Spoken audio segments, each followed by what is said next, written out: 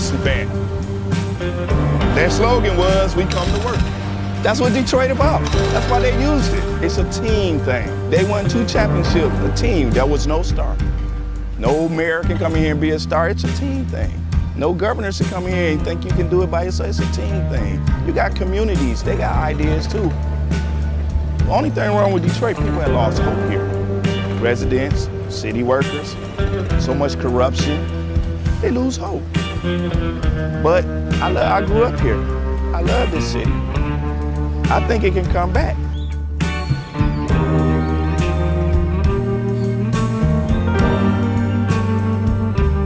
I've been working for the city 24 and a half years. Within the last 10 years, we took 4 pay cuts and then an additional 10% wage cut. I've lost a home. When you take all of the decisions out of the city of Detroit, all of us, then what do you have? Exactly what we got, a lot of problems. Every time the city seems to fall into a problem, it's always on the backs of us workers. You wake up out of a dead sleep and you jump behind the wheel and take off driving and try to get everybody there safe, not knowing really what you're pulling up if you're not eligible for Social Security. So the pension is my sole salary at this point. We've been in business here 39 years. We've seen a lot of changes in Detroit. The area was a lot of industry, a lot of city workers. It's getting very tough for the city workers. It's getting tough for us as a business people. Response times are increasing because of the closing of companies, which takes your insurance rate through the roof. So all the things that affect us affect the citizens. I worked for the city in different capacities for 29 years. I feel like an old jacket. They use me up and they throw me away. In my condition, nobody's gonna hire me. I'm 68 years old. Half the times, I can't get my blood pressure medicine. It's either feeding myself blood pressure or paying bills. $754. By the time they take all the deductions for I have my car insurance, my house insurance, and my health insurance taken out. So the time they take all that, I'll get about $300 after they take all that out. I don't understand it. I can't see how the governor's allowing this to happen and what they're doing and they want to blame it all on the seniors. Not only the seniors, but the city workers. And we worked hard. I know I worked hard. I've been in Detroit since 1946. I was 14 years old when I came in. I don't live large at all. I wish I could. I don't know when the last time I've been shopping. I only get $1,100 and I'm 81 years old. And I need every penny that I can get and that I do get. And I'm very, very upset about the idea of them taking away my pensions that I worked 30 years for. I think it's terrible that they talk about Detroit like they do, because Detroit has been very good to me. I have a lot of city workers coming in with their uniforms on, Detroit Water Department, Police Department, Fire Department. I get a lot of people, the Border Patrol come in. So if I lose that customer base, I'm going to be in a position where I might have to close down. If they take away their pensions, if they start cutting jobs, it's going to cut into a large percentage of not only our business, but other businesses that are in the city of Detroit. We're here, we've been here for 26 years, we're still trying to do business in the city. Detroiters are survivors. They tough, they adapt, but only can do so much when your politicians are ahead of you and we're not on the same team.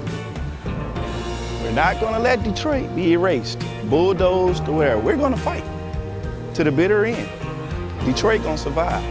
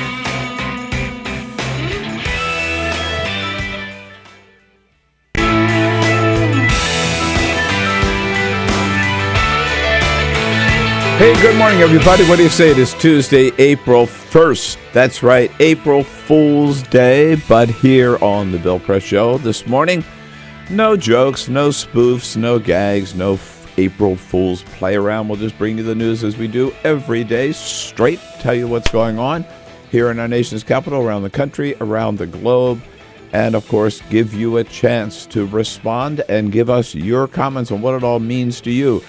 Coming to you live on Free Speech TV, on DirecTV and the Dish Network, and also coming to you live on our video stream around the world at youtube.com/TawkrTV, TAWKRTV. Most of the attention today is, of course, on the deadline for signing up for Obamacare. Yesterday, March 31, was the deadline. And because we are Americans, millions and millions of Americans waited, as they always do, until the very last day to go shopping. So many people surging onto the website on the last day that the system actually broke down again, but they got it fixed. As of midnight last night, 150,000 people were still on the site trying to sign up. 2 million people had visited the website by 3 o'clock yesterday afternoon. It looks like the total sign-ups are going to be, when the dust all clears, well over 7 million, exceeding the goal set by the Obama administration. Obamacare is a great success. Republicans are going to have to accept that. In other big news, John Kerry is in the Middle East trying to get peace talks started again between the Israelis and the Palestinians, and it's reported and confirmed by the administration that the Obama administration is now conceding to the release of convicted spy Jonathan Pollard, who was arrested in 1985 for spying on the United States for Israel and sentenced to life in prison in 1987. So much to talk about. Give us a call at 866-55-PRESS. Here we are, the Bill Press Show, Tuesday, April 1. This is the Bill Press Show.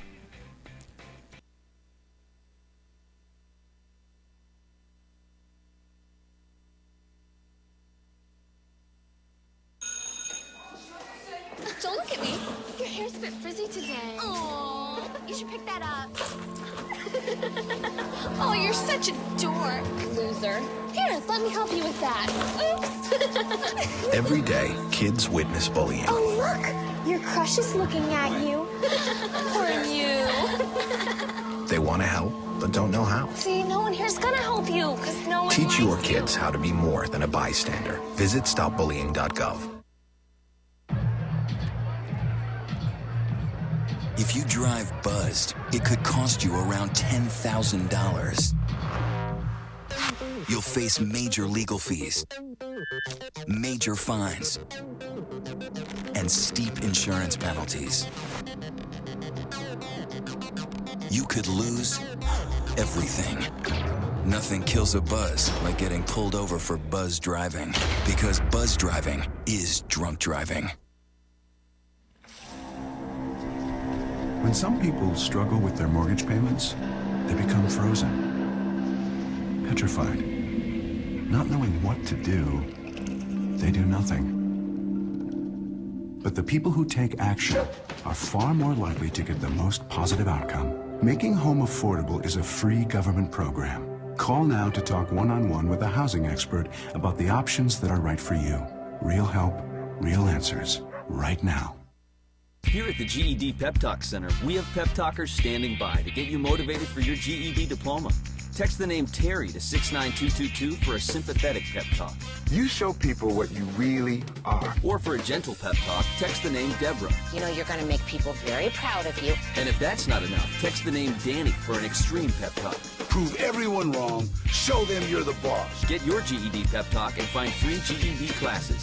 Text the name of the person you want a pep talk from to 69222.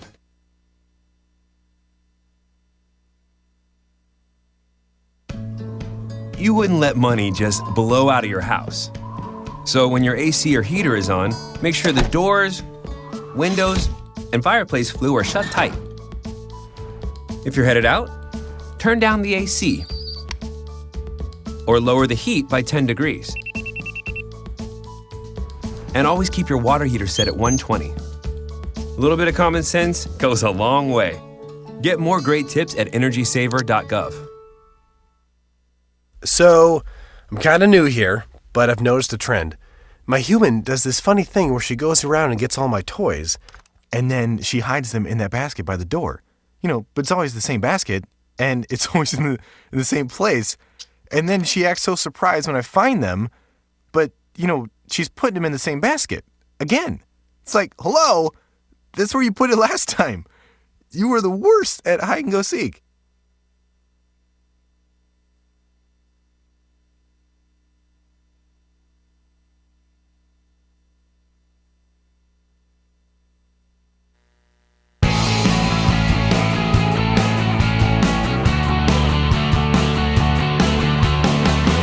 Broadcasting around the nation, on your radio, on your TV, and online.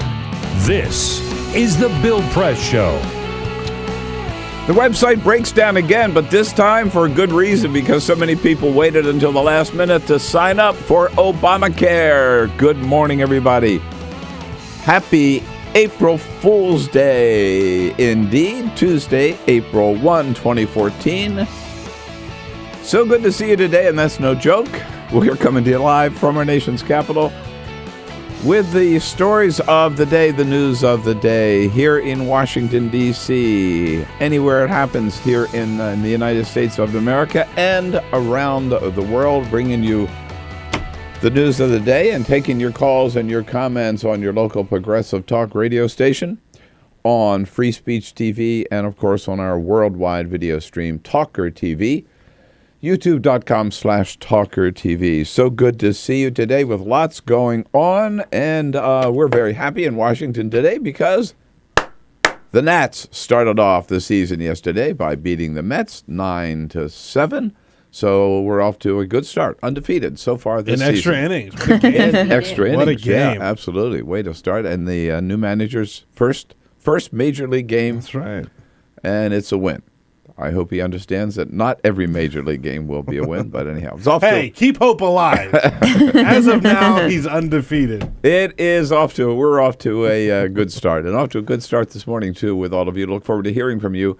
You know the toll-free number, 866-55-PRESS. Give us a call. Let us know what you think about what's going on. And your comments welcome also on Twitter, @BP Show, and on Facebook at facebook.com/Bill Press Show. Especially want to hear from some of you who did wait until the last minute, but were able to sign up for Obamacare, and what your experience was at one of the call centers or on the website or in person yesterday. The team is here this morning, ready to go with Peter Ogburn and Elisa Murphy. Hello, guys. Hey. Good morning. Everything good? Yes, sir. Yeah, nice day out. Yeah, we find weather have some is nice spring weather. Yeah. I would say here in the Washington, D.C. area, we get maybe 6 actual beautiful days each year. Like genuinely beautiful days. Oh, I think that's selling us a little short. It's either too hot or rainy or cold or... The spring and fall are really nice. Days. More than that, but yesterday was one of them. Yesterday was pretty good. Yesterday was pretty good. Oh, God, what do you want? I mean, it was Jesus. perfect. Yeah. It was wet out, it was still wet out. Go back to Germantown. Alicia Cruz here. She's got the phones covered, and Cyprian Boulding here with the video cam this morning, looking good. I assume we're looking good. I can't see what we look like. We're always looking good. Come on. At any rate, our videographer. And indeed, so yes, we know you are always brace yourself because you never know whether what you're going to hear I know. or what you're told is for real on this day, April Fool's Day. And Joe Biden yesterday was on the Rachel Ray show, and he talked about he's got this problem with his wife, who apparently is a real prankster and gets him every single year. Here's Joe. And what I worry about when I wake up at April Fool's Day is what in the hell is Jill going to do this time? Oh! No, you think I'm joking. I am not joking. She's gotten you a lot, huh? Oh, gosh, yeah. And it feels so stupid. I mean, I anticipate, like, for example, one April Fool's Day, we're in this White House, in this office, we get an Air Force Two, we're flying. I'm saying, where the hell is Jill? And I open up the baggage compartment on top above, and she jumps out of the compartment. This is the second lady of the United States of America jumping out of the overhead baggage compartment. Awesome. That is awesome. That's such a funny scene. If true, and I'm sure it's true. I hope it is if he's telling it. Yeah. Oh, God. Joe is Joe. He's great. I love him. Where the hell is Jill? Where the hell is Jill? Where the hell is Jill? I've got to put my bag away. Wow! That's my wife.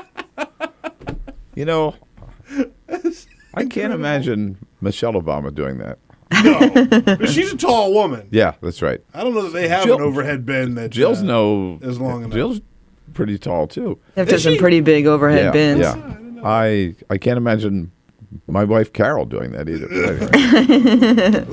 There it is. Lots of fun. So enjoy your April Fool's Day, and we will we'll try to make it an even better day for you.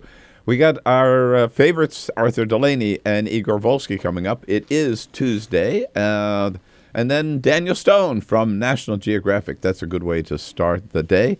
And yes, huge traffic on the Obamacare website yesterday. But first, this is the Full Court Press. As you mentioned, Bill, it is April 1st, April Fool's Day, so don't believe everything you read today.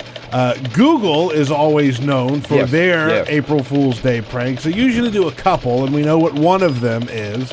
Yesterday, they let it slip that they have started a new program within Google Maps where they are hiring a Pokemon master.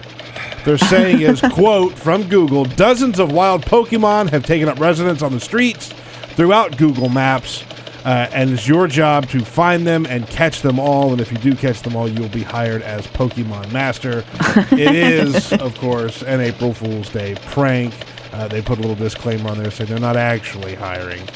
We are watching and monitoring the April Fool's Day desk today here on the Bill Price Show. If you see any that companies have played or are playing, send us a tweet at BP Show. We'll make sure to mention them. Yeah, Chris Christie blamed the entire Bridgegate scandal on Bridget Ann Kelly. Yeah. April Fools. Right. Yeah, exactly. Everybody travels these days with a smartphone or an iPad or a tablet of some sort, and the airline industry has just accepted that. Yesterday, United Airlines, the nation's second largest carrier, announced that they are installing nearly 500 charging stations at its gate areas.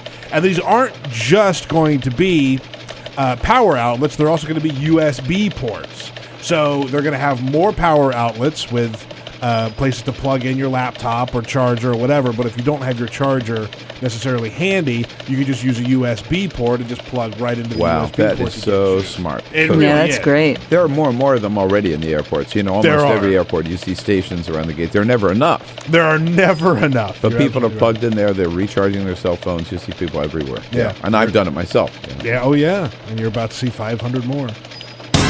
And yesterday, if you visited the online dating site OkCupid using Firefox, the internet browser, you were given a very interesting little disclaimer. It says, hello there, Firefox user. This is on the OkCupid website. Hello there, Firefox user. Pardon this interruption. Mozilla's new CEO, Brendan Eich, is an opponent of equal rights for gay couples. We would therefore prefer that our users not use Firefox software to access OkCupid. Wow. So they're asking people if they're going to come to their website, maybe use a different browser because they don't agree with the politics of the new Firefox CEO. That's heavy stuff. It really is. Yeah. It's really smart. Is. And if you didn't know about good it, stuff. Yeah, I didn't realize that. I did a little research and they're right. So there you go. All right. Yeah, it was a big day yesterday, and this is no April Fool's joke. Obamacare turns out to be a huge success.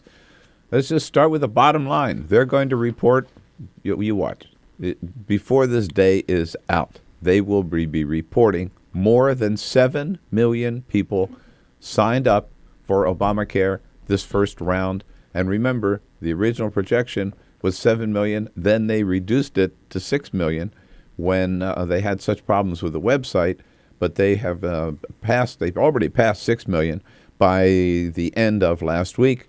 And after this just incredible traffic over the weekend, it looks like it is indeed going to go over the top.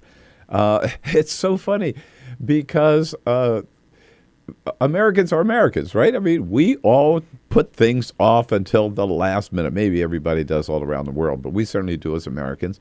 It's why so many people show up on Christmas Eve, right at the very last minute to do their Christmas shopping or to get their Christmas cards in the mail, or why at the post offices on April 15 at midnight they have extra people out there just to collect the mail, people driving by, because everybody waits until the last minute to file their tax returns. So many people waited until the last minute to sign up for Obamacare. 2.9 million people went to the website over the weekend. As of yesterday, Monday, March 31, by 3 o'clock in the afternoon, 2 million people had visited the website, healthcare.gov. And last night at midnight, when they shut it down, there were still 150,000 people shopping online. And it's just incredible. You add all of those up, and the good news is that the administration, HHS, has said that if you were in the system and you were in the process, or you had signed up and couldn't complete your application because of the glitches yesterday, that's the other thing that happened yesterday, not surprisingly this time, but it was sort of, I thought it was a perfect picture. The website broke down at the beginning of the process, and the website broke down at the end of the process. So there you go. It was like, but a lot of good was done between glitches. At any rate, yesterday there were glitches because there were so many people on the site. The site was designed to handle 100,000 people at a time, and you got 2 million people visiting the site. Boom. Even the biggest websites could not handle that kind of traffic. But if you were in the system and you were basically in line, it's just like, here's the analogy. It's like on election day. If you're in line to vote, when the polls close, you can still vote. They will take all those people in line. So if you were in line to sign up for Obamacare, and it already acknowledged you were there and you were given a number, right? It may take you another week to complete your application, but that's going to count. So when you add all of those up, and it may take a week for the dust to settle, there are going to be well over 7 million people. Yesterday, they had, the White House briefing yesterday, Jay Carney started out by showing slides of people waiting in lines at centers that a lot of the unions had set up and other organizations around the country, where people could come in person to sign up. Vice President Biden went to one of the centers here in Washington, D.C., and encouraged people to do the right thing. I just wanted to come by and say, you're doing the right thing. You're doing the right thing. Thank you. And it's a good thing for everybody.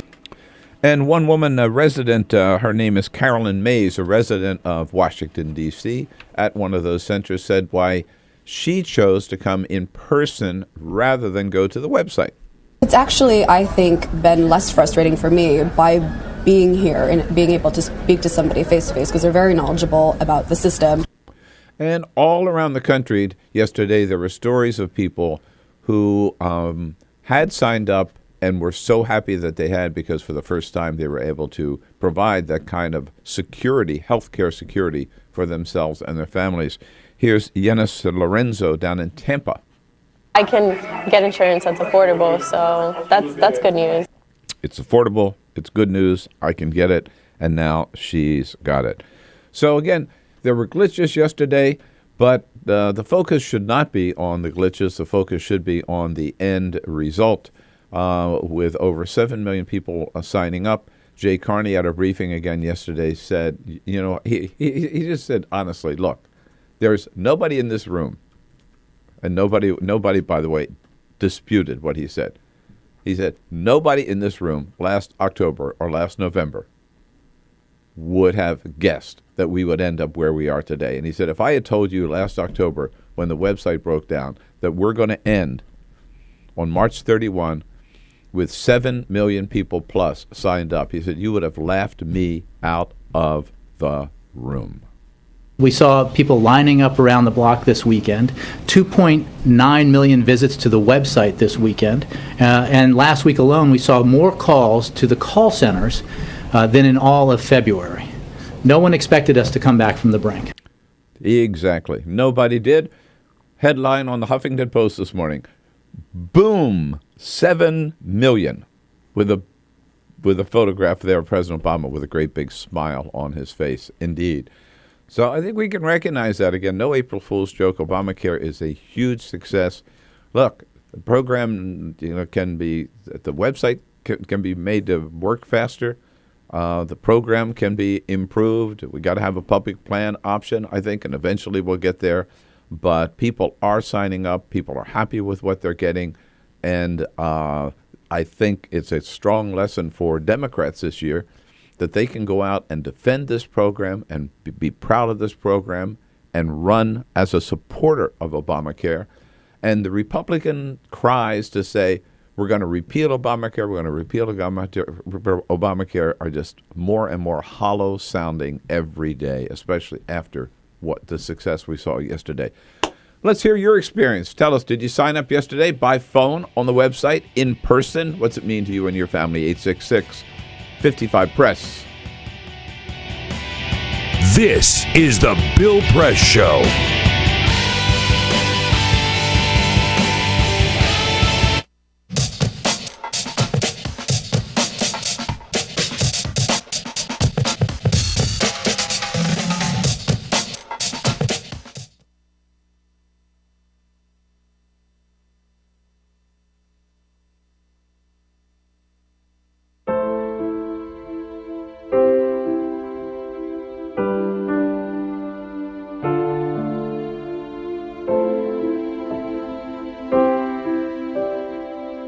Run these canyons for 6 million years.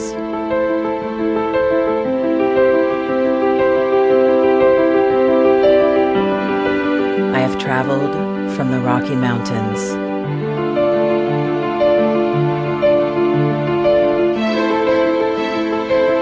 to the deserts, through scorching heat and freezing cold, from the land of the dinosaurs to fields of food.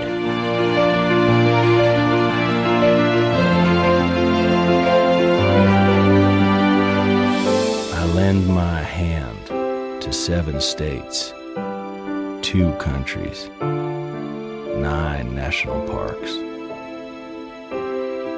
and 36 million people across an arid West. I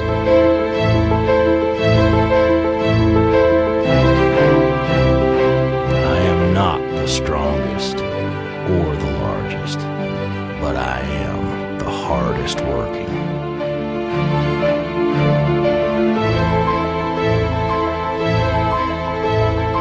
People love me. My playfulness. My beauty. My power.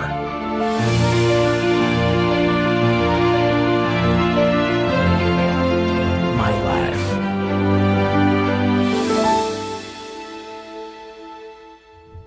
But I don't think I can offer any more.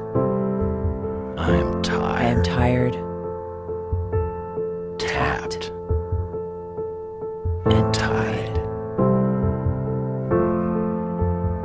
Of the hundreds of major rivers in the world, I am one of the few who no longer kisses the sea.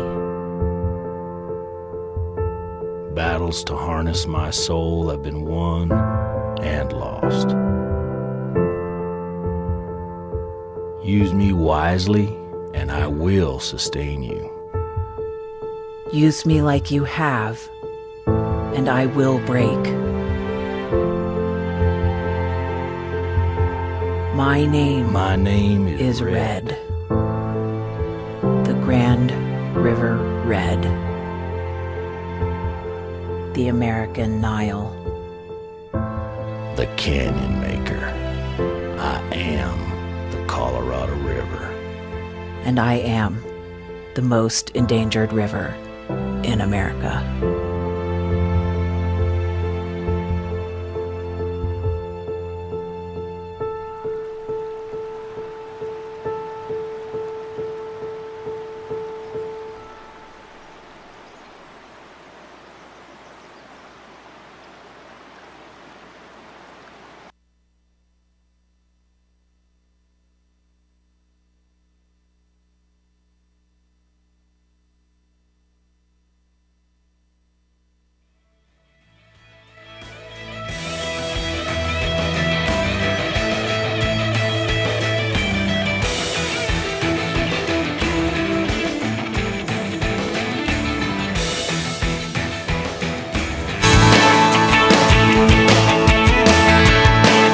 This is the Bill Press Show.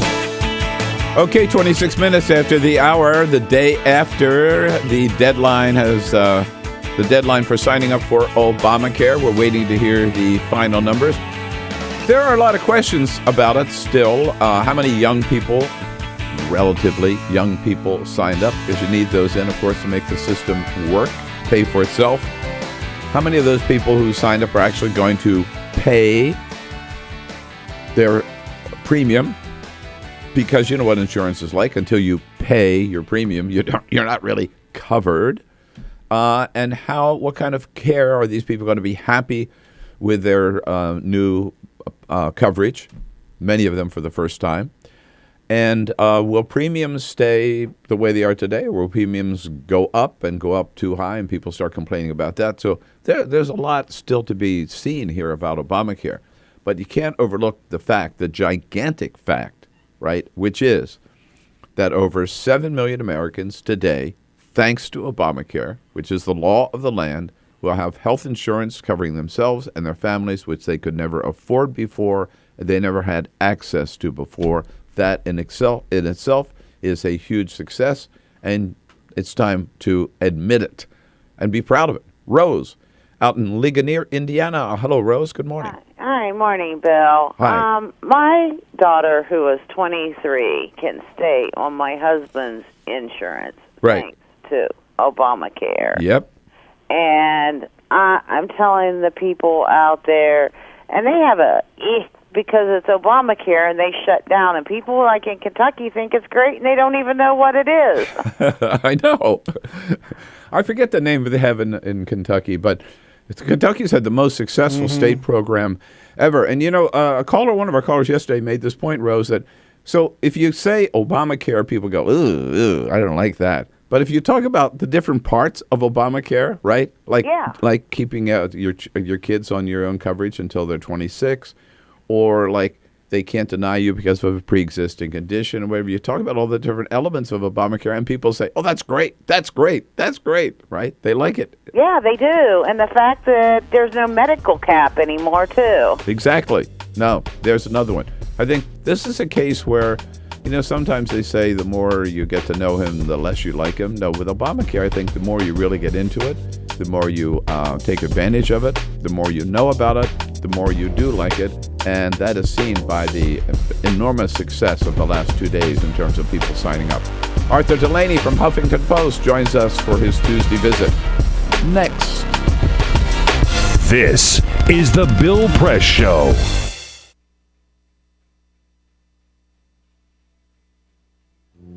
I'm the retired bishop with the Episcopal Church as the bishop for all chaplains in federal service. I read that there was a group of people that represented a sense of injustice that I had. We'd lost Zuccotti. I mean, there was a kind of a hope that maybe Trinity Church would be gracious and give refuge. We picked this day where we would gather and demonstrate that Trinity was closing its ears to what was happening. We marched around the block, and I realized that, my goodness, they're carrying a ladder. And I thought, well, this is the moment.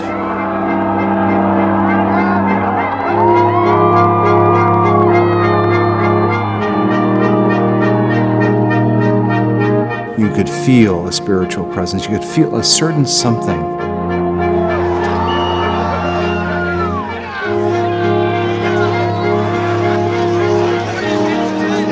And then the cops came in. It got brutal. Yeah, I'm with you right here. Robin, I'm here. The church needed, in this moment in history, to stand alongside of these protesters. The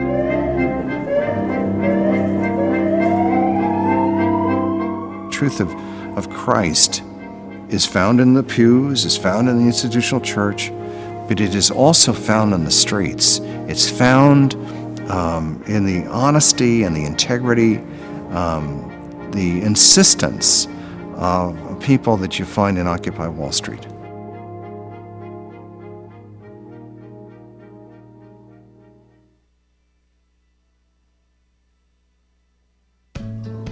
You wouldn't let money just blow out of your house. So when your AC or heater is on, make sure the doors, windows, and fireplace flue are shut tight. If you're headed out, turn down the AC or lower the heat by 10 degrees. And always keep your water heater set at 120. A little bit of common sense goes a long way. Get more great tips at energysaver.gov. So, I'm kind of new here, but I've noticed a trend. My human does this funny thing where she goes around and gets all my toys, and then she hides them in that basket by the door. But it's always the same basket, and it's always in the same place. And then she acts so surprised when I find them, but, she's putting them in the same basket. Again. It's like, hello, that's where you put it last time. You were the worst at hide and go seek.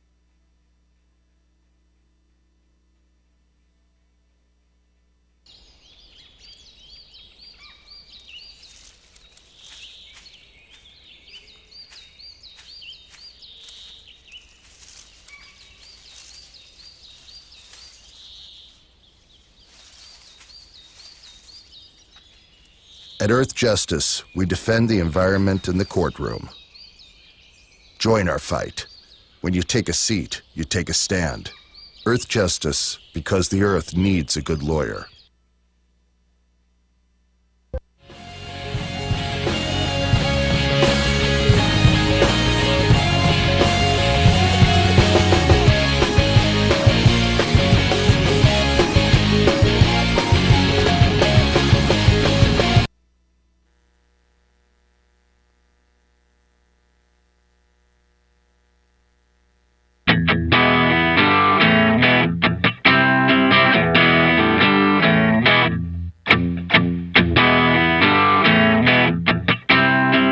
On your radio, on TV, and online.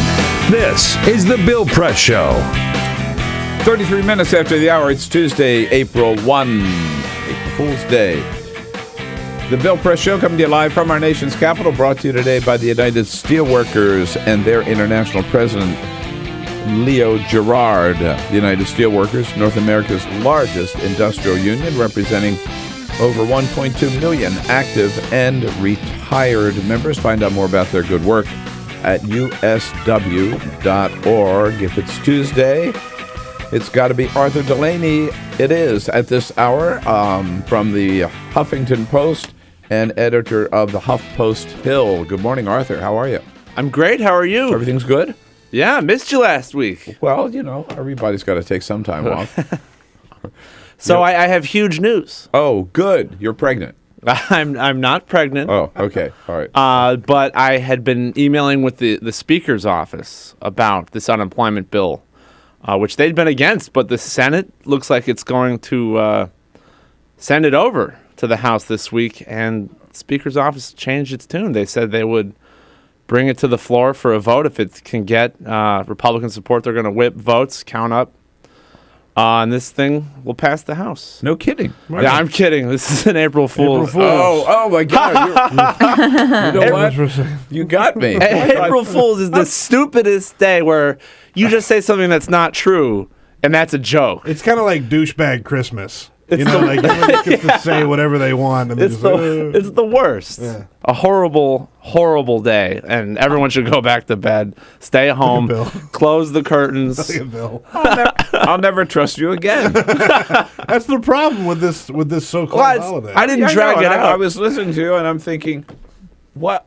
Why? This is exactly the opposite of what I thought the way things were. Why did you keep this such a secret? God, that's why it's funny, because it's the opposite, because it's not true. That's how April Fool's works. It's the stupidest day. So everyone, keep your guard up. Me. I didn't think of it. Keep your guard up.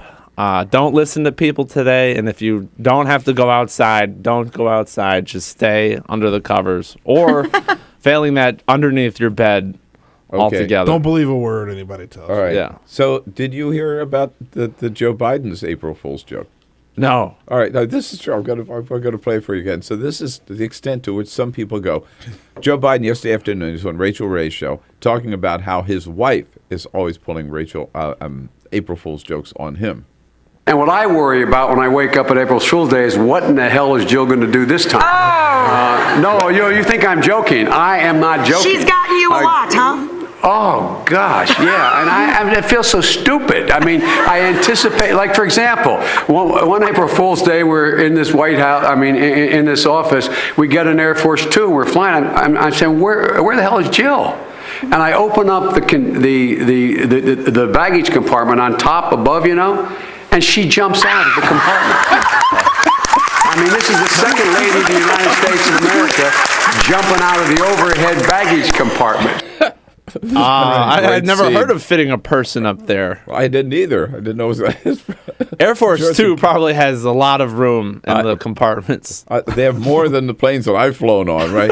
You're lucky you could squeeze your roller bag in there, I was the victim of I was the intended victim. Oh, yes. Of an extended, drawn-out April Fool's prank by Sam Stein several years ago. No, not our Sam Stein. In which he, in concert with people in our New York office, they were pretending to have this huge fight, and a senior person up there said, "Sam, you're fired. Get all your stuff." Oh, yeah. And Ryan Grimm and everybody was saying, "We're gonna quit."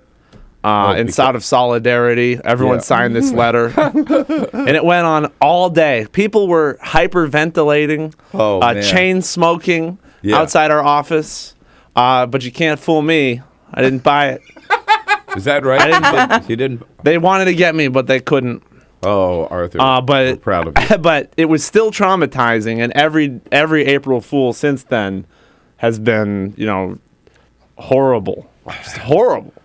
I remember years and years ago, obviously, you'll know that when I tell you what it was. I came home. Carol, my wife, was so pissed off. She had heard on NPR that Nixon was going to run again. Oh, yeah. It was a classic thing. And, she believed it hook, line, and sinker. She's just so pissed. How could he do that? How would people vote for him? April Fools, anyhow. Well, what is the truth about unemployment insurance? The truth is... Didn't the Senate... Is the Senate moving, right? The Senate's moving. Okay. So late last week, they got like 10 Republicans to support this bill, to support proceeding to debate on the bill, where they cloture, reserve the right to vote against it because they just wanted to let the debate happen. Very phony. But anyway, there are at least 5 Republicans, which is plenty, who earnestly support the legislation. They aren't April Fooling, right? Like their friends are. And yesterday, it advanced another procedural hurdle by voice vote, meaning there was no roll call, no yays and nays. They just said, "Fine, go ahead." And then later this week, probably there will be the actual vote on passing it. So if that happens, then it will be. I just want to point out, though, that will be the first week of April, when this was going to be the first order of business when they came back from their Christmas vacation. Right, they're only 90 days late. Yeah, okay. Let's just put it in context. The bill would retroactively pay people who had been unemployed for those whole 90 days who had been missing benefits. So it potentially like a windfall lump sum for 2 million people.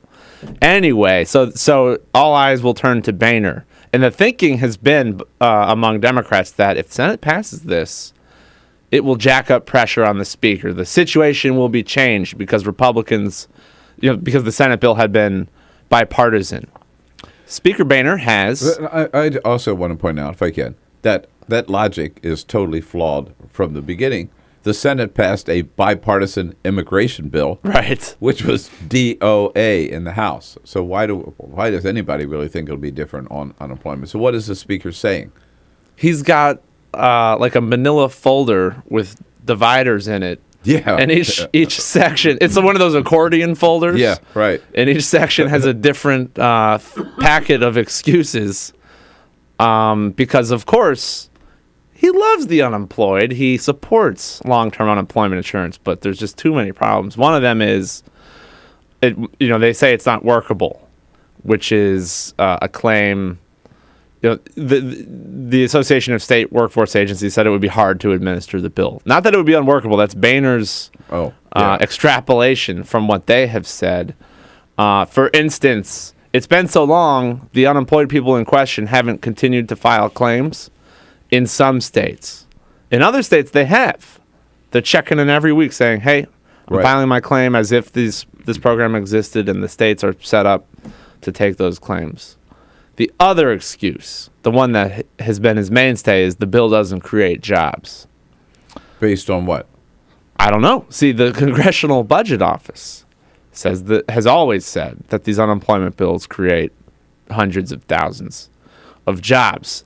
And the CBO's job analysis of legislation can sometimes carry great weight with lawmakers. Remember the minimum wage? Oh, yeah. CBO said it would cost... It could, possibly. Yes, as many as 1 million jobs. Right. Or 500,000 jobs at least. Republicans. And Republicans were waving that around like, oh my God. Yeah. The jobs. Right. So CBO says unemployment bills create jobs. It's like it doesn't exist. It's like an April Fool's. They just don't take it seriously. Well, I mean, they take CBO seriously when it's just like a poll, right? They'll take a poll seriously if the poll says what they want it to say. They will find everything wrong with that poll or the methodology or whatever if the poll shows just the opposite. Right. Same with CBO. Right. If they agree with it, CBO is the most honest broker on the Hill. You can trust everything they say. If the CBO report is disfavorable to their point of view, then they find some reason to discredit it. Create jobs is just their shorthand for we don't want to do it this way, which I guess is too hard to say. Like, you can't trust the American people to understand your argument that I think it's shorthand for we don't give a damn. But. Or we don't believe in economic multipliers, which is the rationale CBO uses for saying these bills create jobs. It gives unemployed people money. The unemployed people spend the money, and then that ricochets around the economy.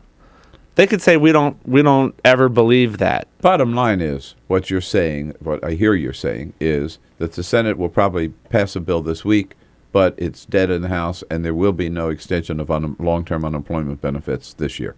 Well, right? So they've always hoped that by continuing to talk about it, people would have a change of heart. That actually seems to have worked with Senate Republicans, at least the 5 of them who have signed on to this bill. 3 months of Democrats whining and complaining, and now something's happening, because I think the complaining got to them. I think that was actually a factor in making this happen. I think what they're hearing from their constituents got to them also, right? You know what I mean? Yeah, well, what Democrats have been doing is just amplifying the complaints from constituents, using real people's stories as reflected in news stories, as reflected in letters to their office, just saying, look, people are screwed over by this. And I think that was a factor in the change in the Senate, but you don't think there's any reason to think John Boehner will change the way Senate Republicans did. It's not John Boehner so much, it's the Tea Party people in the House. That's the way my reading of it. In their districts, they can get away with this because they're so safe. Yeah. And whatever they want is what John Boehner does.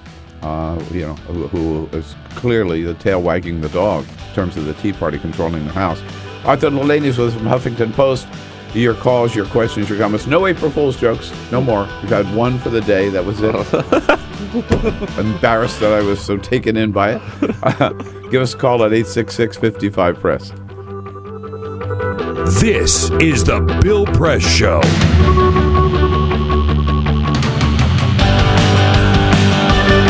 This is my computer. This is your computer. Let's go on the internet. Let's go. Click it. Yes.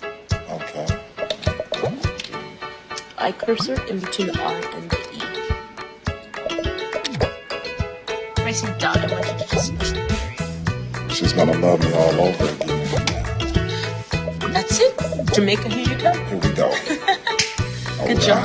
Thank you. Thank you. And I did it by myself. Feel smarter. So, I'm kind of new here, but I've noticed a trend. My human does this funny thing where she goes around and gets all my toys, and then she hides them in that basket by the door. But it's always the same basket, and it's always in the same place. And then she acts so surprised when I find them, but, she's putting them in the same basket. Again. It's like, hello, that's where you put it last time. You were the worst at hide and go seek.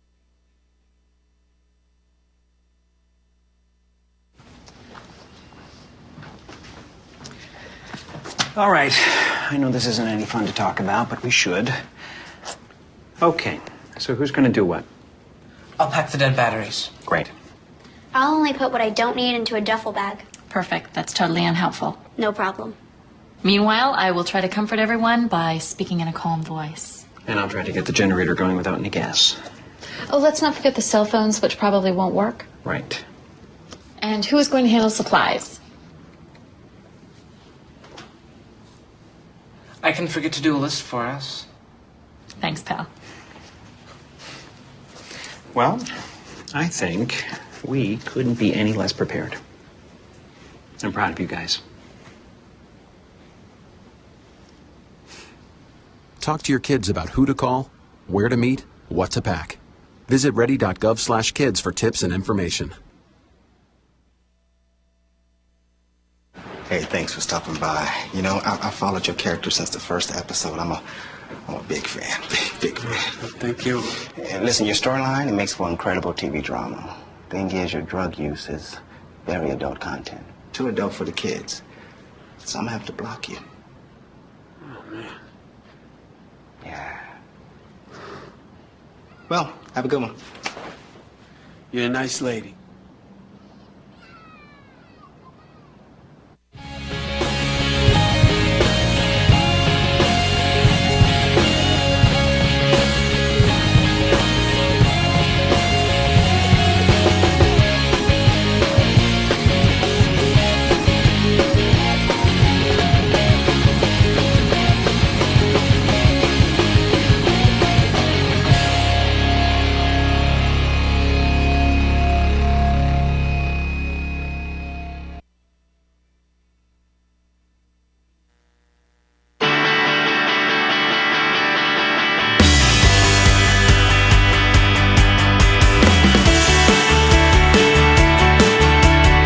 Seen on Free Speech TV and online on TawkrTV. This is the Bill Press Show. 12 minutes before the top of the hour here with Arthur Delaney from Huffington Post in studio. Again, your calls welcome at 866-55-PRESS. Join the conversation. Arthur, big change coming in the House with the expected, I guess, and finally announced retirement of Dave Kemp, chair of the House Ways and Means Committee, which is probably the most powerful committee in the House, isn't it? Well, it used to be, at least, before we had this sort of centralization of power within the House leadership under these Republicans, Eric Kenner and John Boehner. And committee chairmen have had diminished roles this year. Right. Like with the Farm Bill, Frank Lucas did all this work shepherding it through his committee, getting past the Democrats, getting people on board with his food stamp cuts. And then after it passed the committee, Eric Kenner just kind of yanked it from him, did his own food stamp piece, blew it up, had to pass it in piecemeal fashion with food stamps separate from farm subsidies, and then ultimately had to be put back together again like Humpty Dumpty by a conference committee. So what's going to happen with Ways and Means? Who's Dave, an interesting thing has happened this year. Dave Kemp spent all this time working on tax reform, and this year put together a proposal that would completely reform the tax code. And this was not a Republican wish list like Paul Ryan's budgets always have been. It was a tax reform proposal that didn't reduce revenue, but didn't have the sort of fairy tale assumptions that we saw in the Romney-Ryan tax plans that economists could never figure out, where they magically were revenue neutral, lowered taxes on rich people, and somehow had money left over in a way no one could understand. He had some bipartisan support for that, didn't he? That's right. Yeah. I mean, there's a little bit of criticism from groups like Center on Budget. Generally considered a serious proposal. Yeah, a lot of... and he's walking away from it. He's dropping the mic. It is the most epic policy mic drop in the history of policy mic drops. Right. Which is a history that I just invented and has only one event in it. It's April Fool's. Another April Fool's joke. Yeah, okay. Well, but I mean, I've seen that Paul Ryan might become the new he wants chair to of go Ways and from Means. Budget Committee to Ways and Means Committee. And Republican chairmen are term limited, so they have to eventually step down from their committee posts. So that's where he wants to go. The very prestigious Ways and Means Committee, and presumably since he's Paul Ryan, he's this big cheese. Yeah. He will have a little more power there, and maybe he will take up the mantle of tax reform, which is something everyone agrees is worth doing. And as a taxpayer who is confounded by this process every year, I wholeheartedly agree. It's nobody can understand the miserable, tax code except lobbyists who are paid to understand the tax code, or lobbyists who are paid to defend their particular loophole in the tax code. Yeah, or my tax guy who is paid to do my taxes, and hopefully to save you some money. Yeah. So, but I'm just curious. Because Paul Ryan, it seems to me, has such power as budget chairman. By the way, when does his budget come out? Today. This morning. Is that an April Fool's joke? It's not. No. It's not. Okay. In fact... I mean, I have to ask every question. His office sent the reporters all have the budget right now, and I have it. And we are honor-bound not to discuss it until the embargo is lifted. So my lips are sealed here. Well, I give you my permission to break the embargo. No, can't say a word. What surprises are in that thing? Who knows? Me, but I can't tell you. Well, let me ask you this: am I going to like this year's Paul Ryan budget any more than I liked last year's Paul Ryan budget? Well, you don't need to ask me. I think you can search within yourself for the answer to that question. I think you can meditate on that in a quiet room and come to your own conclusion. If Paul Ryan's for it, I'm against it. So that's. I mean, how much do you think Paul Ryan has changed? That's the question. Did going through that election completely destroy his, what he thought about things? What he has been doing is going to inner cities and listening to poor people talk about their problems. I actually went this weekend to an event in Suitland where former drug addicts were graduating from a program. This is an event Paul Ryan has attended a few times secretly. Secretly? And really? That's not embargoed.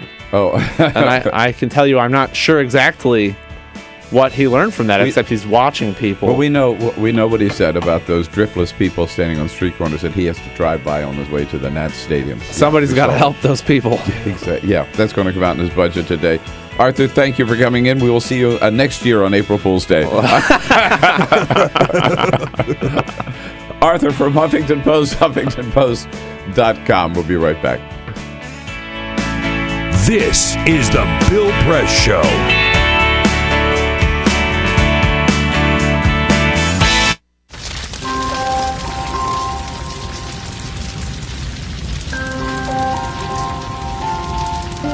A single ember that escapes from a wildfire can travel more than a mile.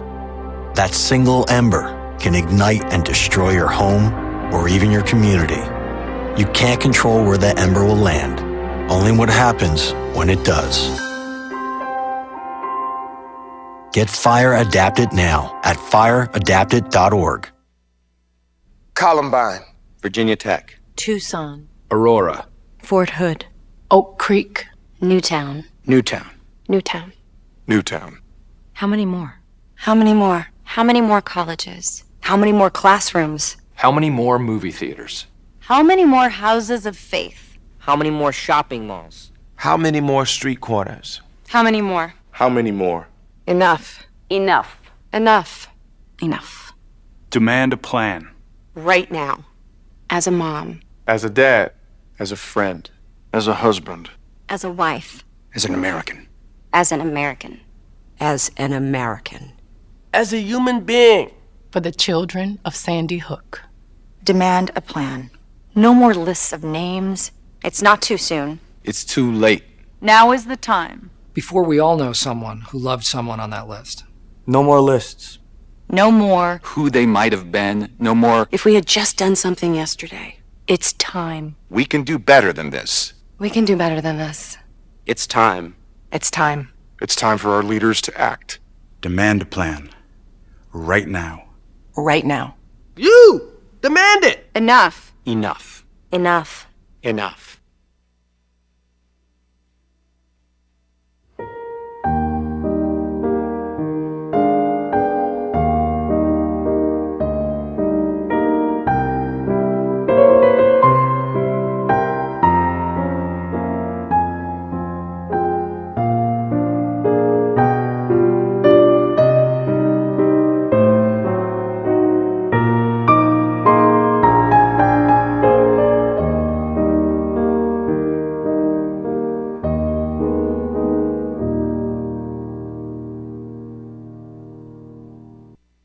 None of us would want to be told we can't marry the person we love. As Americans, we believe in freedom. That's what I fought for as a Marine, and that's what we believe in as Republicans. Freedom means freedom for everyone. I didn't used to understand the importance of same-sex marriage, but after learning my brother was gay, I wanted the same rights for him. He was the best man at my wedding, and I want to be the best man at his. It's only fair that Calvin should have the freedom to marry the person he loves, too. It's time for marriage.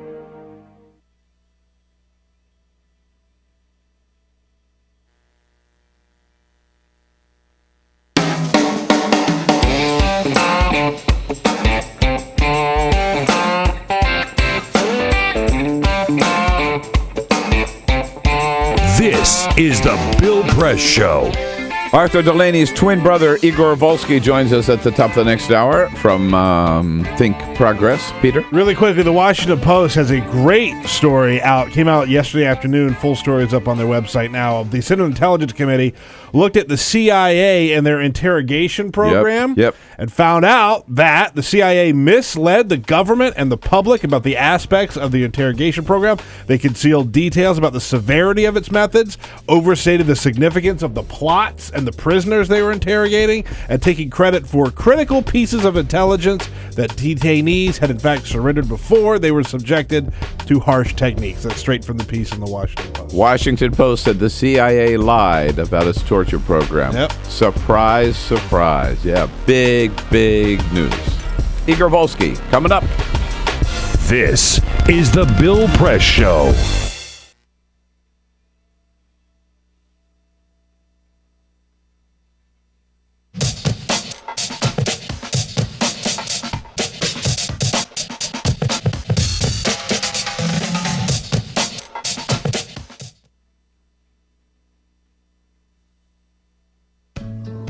You wouldn't let money just blow out of your house. So when your AC or heater is on, make sure the doors, windows, and fireplace flue are shut tight. If you're headed out, turn down the AC or lower the heat by 10 degrees. And always keep your water heater set at 120. A little bit of common sense goes a long way. Get more great tips at energysaver.gov. So, I'm kind of new here, but I've noticed a trend. My human does this funny thing where she goes around and gets all my toys, and then she hides them in that basket by the door. You know, but it's always the same basket, and it's always in the same place. And then she acts so surprised when I find them, but, you know, she's putting them in the same basket. Again. It's like, hello, that's where you put it last time. You were the worst at hide and go seek.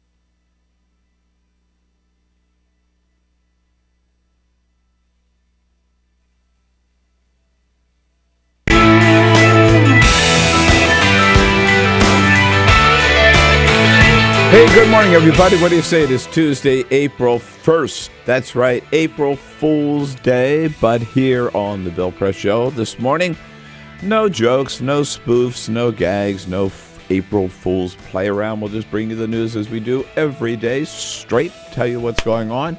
here in our nation's capital, around the country, around the globe, and, of course, give you a chance to respond and give us your comments on what it all means to you. Coming to you live on Free Speech TV on DirecTV and the Dish Network, and also coming to you live on our video stream around the world at youtube.com/TawkrTV, TAWKRTV. Most of the attention today is, of course, on the deadline for signing up for Obamacare. Yesterday, March 31, was the deadline. And because we are Americans, millions and millions of Americans waited, as they always do, until the very last day to go shopping. So many people surging onto the website on the last day that the system actually broke down again, but they got it fixed. As of midnight last night, 150,000 people were still on the site trying to sign up. 2 million people had visited the website by 3 o'clock yesterday afternoon. It looks like the total signups are going to be, when the dust all clears, well over 7 million, exceeding the goal set by the Obama administration. Obamacare is a great success. Republicans are going to have to accept that.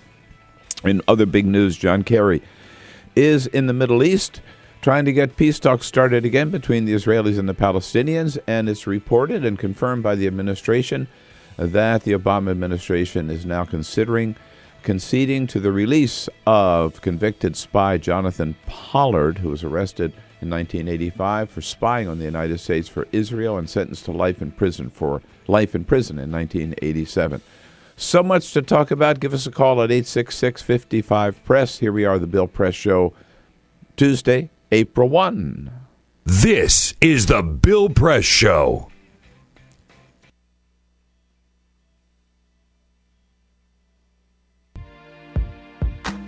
California, or the Golden State, has been in the midst of a 3-year drought, and this year, some scientists predict could be the driest in 500 years.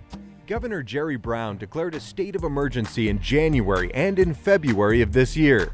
The world's 10th largest economy, California is also the United States' top agricultural producer. Half of all our fruits and vegetables come from California. The Golden State is not the only place on the planet struggling for this vital resource. In December 2013, the World Resources Institute found that 37 countries face severe water shortages. Free Speech TV would love to know what you think about this fight for water, especially if you're from the Golden State. Please call our comment line at 1-888-378-8855 or email us at comments@freespeech.org. to let us know your thoughts.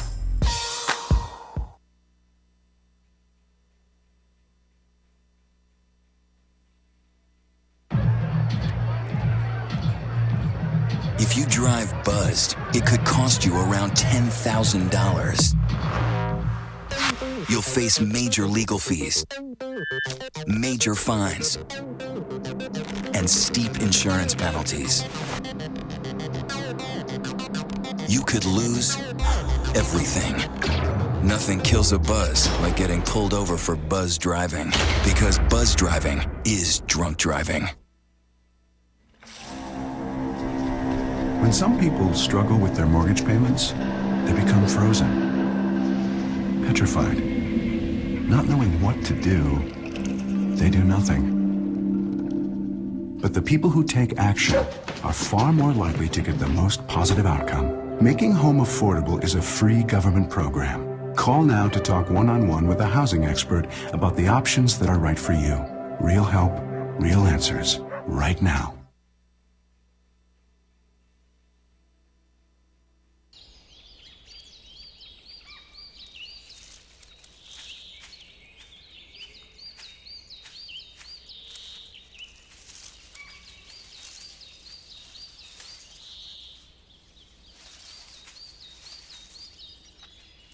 At Earth Justice, we defend the environment in the courtroom. Join our fight. When you take a seat, you take a stand. Earth Justice, because the Earth needs a good lawyer.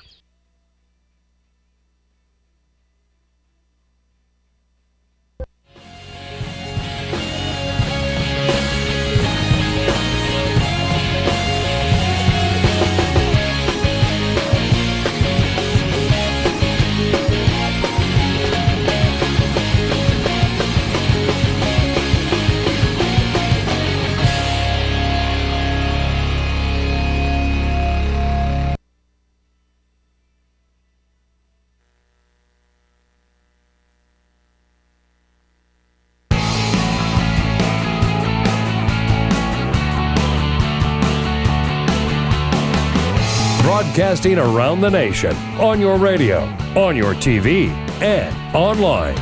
This is The Bill Press Show. Obamacare, a huge success, and that is no April Fool's joke. Hey, good morning, everybody. What do you say? It is April Fool's Day, Tuesday, April 1st. This is The Bill Press Show. Good to see you today. And thank you for joining us here as we boom out to you live from our nation's capital, all around the country on your local progressive talk radio station, on Free Speech TV, and all around the world on our video stream, TawkrTV, TAWKR-TV. This Tuesday morning, we'll bring you up to date on what's going on here in our nation's capital with the House and the Senate. Well, the House coming back today. The Senate's already here. Senate moving this week on unemployment insurance. It's about time that we'll see if we can get any action out of the House on that issue. Whatever, we've got it covered. Wherever the news is happening, we'll bring it to you. And with the help today of, as he is every Tuesday here at this hour, from Think Progress. Whoa, I've been off. Man, I've been that off Hawaii for a week. You know what I mean? It takes me a while to get back. It's a tough name. Igor Volsky. Hello, Igor. Good morning. Nice to see you.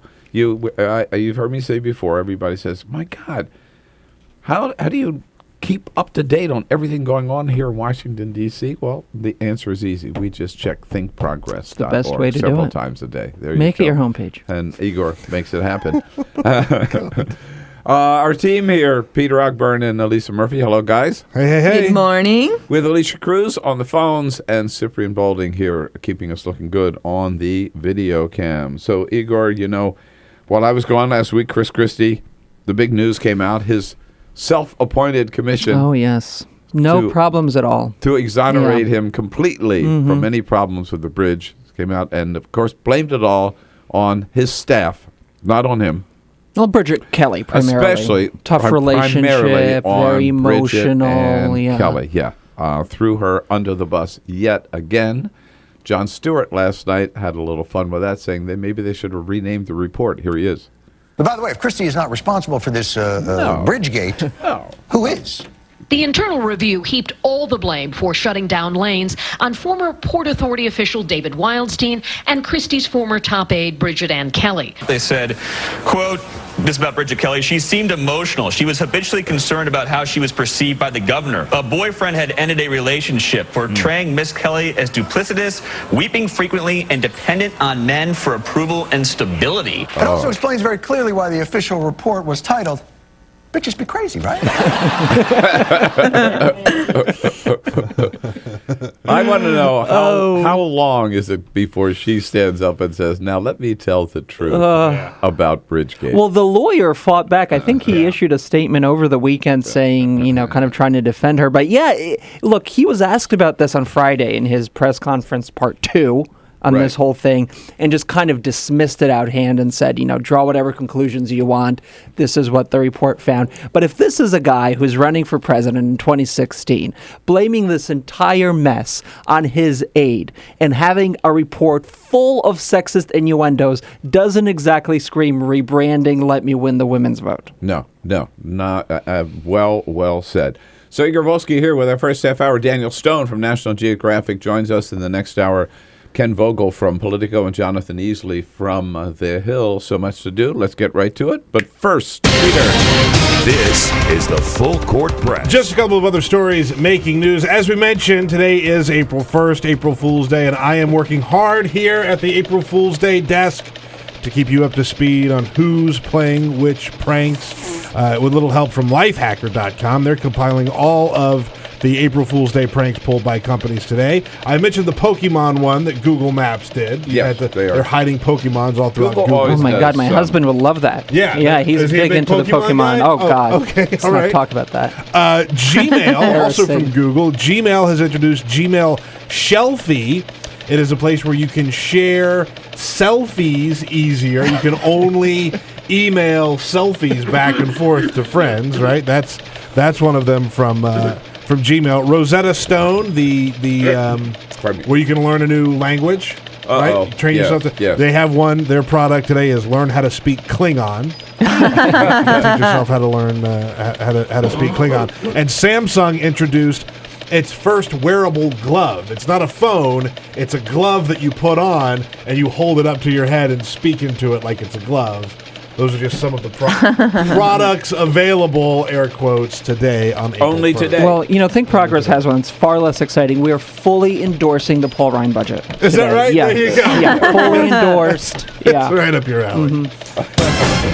Speaking of April Fool's Day, one thing you don't want to do is have something serious happen on April 1st. MentalFloss.com put together top 10 serious things that actually happened on April 1st that everyone thought was a hoax. The thing I take away from this is do not die on April 1st because no one believes it. Marvin Gaye died on April 1st. Comedian Mitch Hedberg died on April 1st. And King George II of Greece died on April 1st, 1947. No one believed that. Also, here we go with Google again. Gmail was introduced April 1st, 2004, which was a real thing, and no one believed it because it was so revolutionary at the time. It was free, and you had gigantic amount of space, and no one believed it. Gotta be kidding me. There you go. I kid you not. And Texas Workforce Solutions in Dallas is hiring, and here's one job applicant who will not be getting the job. This unnamed man sent in his resume, but also accidentally attached a picture of his penis. Oh no. Oops. Texas Workforce Solutions called the Dallas police to let them know. Which, I mean, the guy's already having a bad day. What's the job? So here's there are some jobs where that would be inappropriate. I don't think it's that kind of job. They were looking for someone who... in the San Fernando Valley in California. Yeah. There are some jobs, right. The job application just says that this agency, Texas Workforce Solutions, offers, quote, resources, tips, and tools to build a stronger Texas workforce. Oh. Okay. Yeah. Right. So if you're applying for a job, you may want to double check that you're only sending your resume and cover letter, not a resume and a picture of your penis. He just hit the wrong button. He texted it to the wrong. I hate when that happens. Yeah. We've all been there, right? All right. Slow down here. Yeah. And somehow get back to the real world. Yeah. Good luck with that. At 13 minutes after the hour. So, Igor, we don't know the final numbers yet. But we do know that Americans once again proved that they wait until the last minute to get anything done. Yes, yeah. And when the dust settles, I think you've got to say that Obamacare is working. I think so. This is going to be interesting to see how it all plays out politically, because if you're in a situation where close to 7 million people are going to have coverage, they projected last night. Over 7 million. Over 7 million. What do you say if you're a Republican? Do you say, I'm going to repeal this whole thing and we're going to start over? It's a tough sell for people who have insurance, 7 million of them. I think it's a tougher and tougher sell every day. Well, or do you say, which would be the politically smart thing to say, let's incorporate a couple of fixes, make this thing work better. Right. That's kind of what the public wants. But then if you say that and you're a Republican, your base is going to be like, what? You did what? Right. And so they're in this weird box where politically they need to kind of embrace certain parts of it, maybe say they support keeping certain provisions, but they can't do that. The Paul Ryan budget this morning will call for full repeal. And so it's this weird balance that they always have between pleasing their base and saying, let's get rid of the whole thing, but then trying to seem electable if they want to win a national election and compromise and show that they can kind of work with existing law and not append everything and start all over again. But if I'm a Republican and I look at the long lines yesterday outside of these sign-up centers. I think some 3 million hits to the website yesterday. Yesterday, right. And I look at the traffic on the website, the people who showed up at these centers, it looked like they were voting in Afghanistan or tremendous. something. All these long lines of people. And look at the people who called the centers as well. I've got to say to myself, you know what? Maybe our message that this is a totally bogus program and nobody should pay any attention to it, or nobody will. Maybe that message is not working. Look at you've just reading your own work here yesterday from Think Progress. 12 times that Republicans claimed nobody would sign up for Obamacare. That's right. This is after the first round of numbers were released. Remember, after the rocky start, and the numbers weren't great, and you had everyone from Boehner to Cantor to Cruz saying things like, this proves that the law is a disaster, that Chuck Grassley from Iowa predicted. So the administration will limp along with this pitiful sign-up process, hoping to get people properly assigned to health plans. They called it the enrollment numbers are staggering low, on and on and on. Now that it's close to 7 or it's going to be over 7, they're saying, well, the administration's not releasing the real numbers. What are the real numbers? They're cooking the books. These numbers aren't real. And to be fair, there are a lot of questions. Like, we don't know how many of the 7 million people were previously uninsured. We don't really know yet what percentage of these people are healthy. I mean, there's a lot of things that healthy, still right. need to come out. Or how many have actually paid cash and on how the many line. have paid for the plans they've selected. And there is, some concern, I would say, about whether or not you've attracted the right kind of people to ensure that you have a stable market moving forward, and what the premiums are going to be next year. I mean, this is, an untested, unproven law. And in the early days, as we found out, it's bumpy, it's tricky, it takes some time. But this idea, I think, that we've had around for the last 4 years since the law was signed on March 23rd, 2010, that you can just get rid of everything, it diminishes minute by minute as you see these lines, as you see these kinds of sign-up numbers. It's just such a hard argument to make. And I think if they say, yesterday you have that story there, the Fox News host telling Lindsey Graham, where is your alternative? You want to get rid of it? What's your alternative?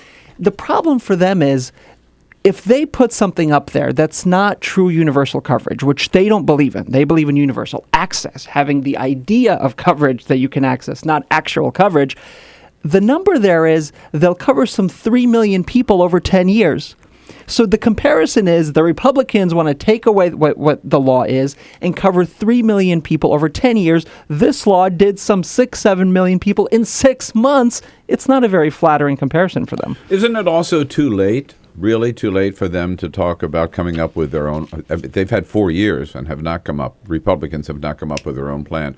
Isn't it too late now for them, with, again, 7 million people in the bank, to say, oh, we have an alternative? I mean, I would say so. Look, the Ryan budget this morning isn't going to offer any kind of alternative at all. It's going to call for full repeal, number one. Number two, there is some effort by House Republicans, at least leadership, to try to come up with some ideas for a replacement, some just loose ideas, to road test that at the town halls this summer and to see if people kind of like what they're selling.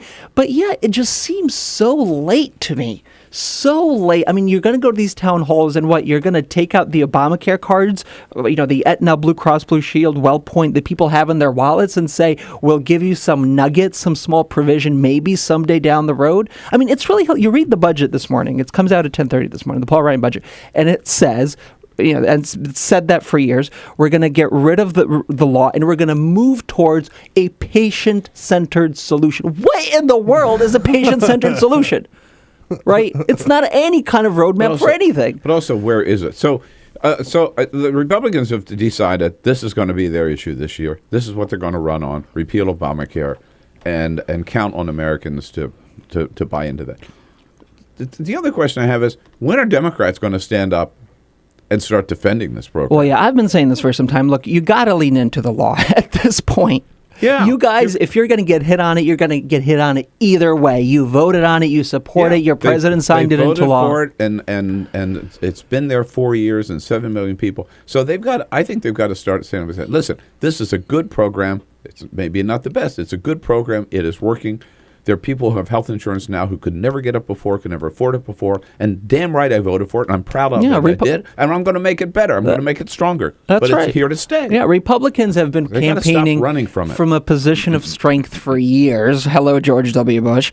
And it's worked for them year after year. Democrats have to learn the same thing. Even if this law may not be the most popular thing, it's what you have, and you got to make the best of it. Absolutely. Well, it's from your lips to their ears.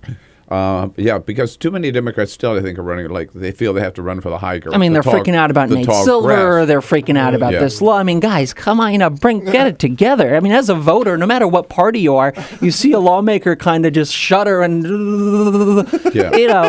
you don't feel like you want to vote for that person. Exactly. Igor Volsky here from Think Progress. Your call's welcome. What was your experience? Were you online yesterday? Were you online yesterday? 866-55-PRESS. And what will the final number be? And what does it all mean? Continue our conversation here after the break with Igor Volsky from Think Progress, thinkprogress.org. This is the Bill Press Show.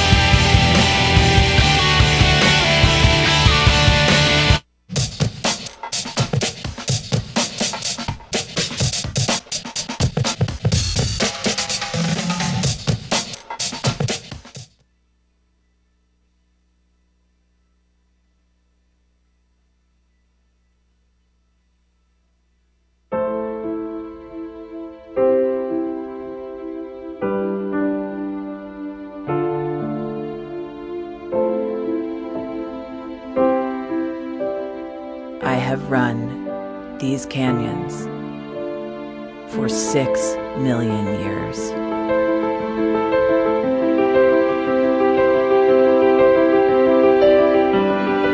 I have traveled from the Rocky Mountains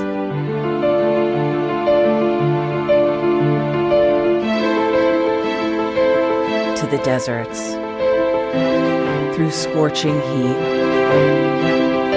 and freezing cold, from the land of the dinosaurs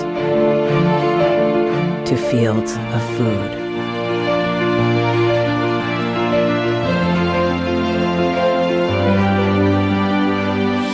I lend my hand to 7 states, 2 countries, 9 national parks, and 36 million people across an arid West. I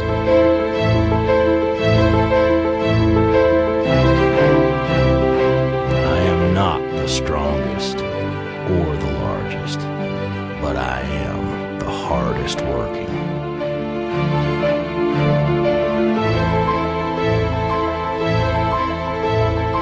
People love me. My playfulness, my beauty, my power,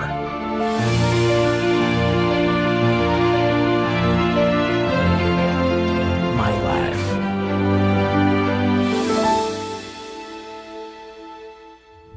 But I don't think I can offer any more. I am tired. I am tired, tapped, and tied. Of the hundreds of major rivers in the world, I am one of the few who no longer kisses the sea. Battles to harness my soul have been won and lost. Use me wisely, and I will sustain you. Use me like you have, and I will break. My name is Red. The Grand River Red. The American Nile. The Canyon Maker. I am the Colorado River. And I am the most endangered river in America.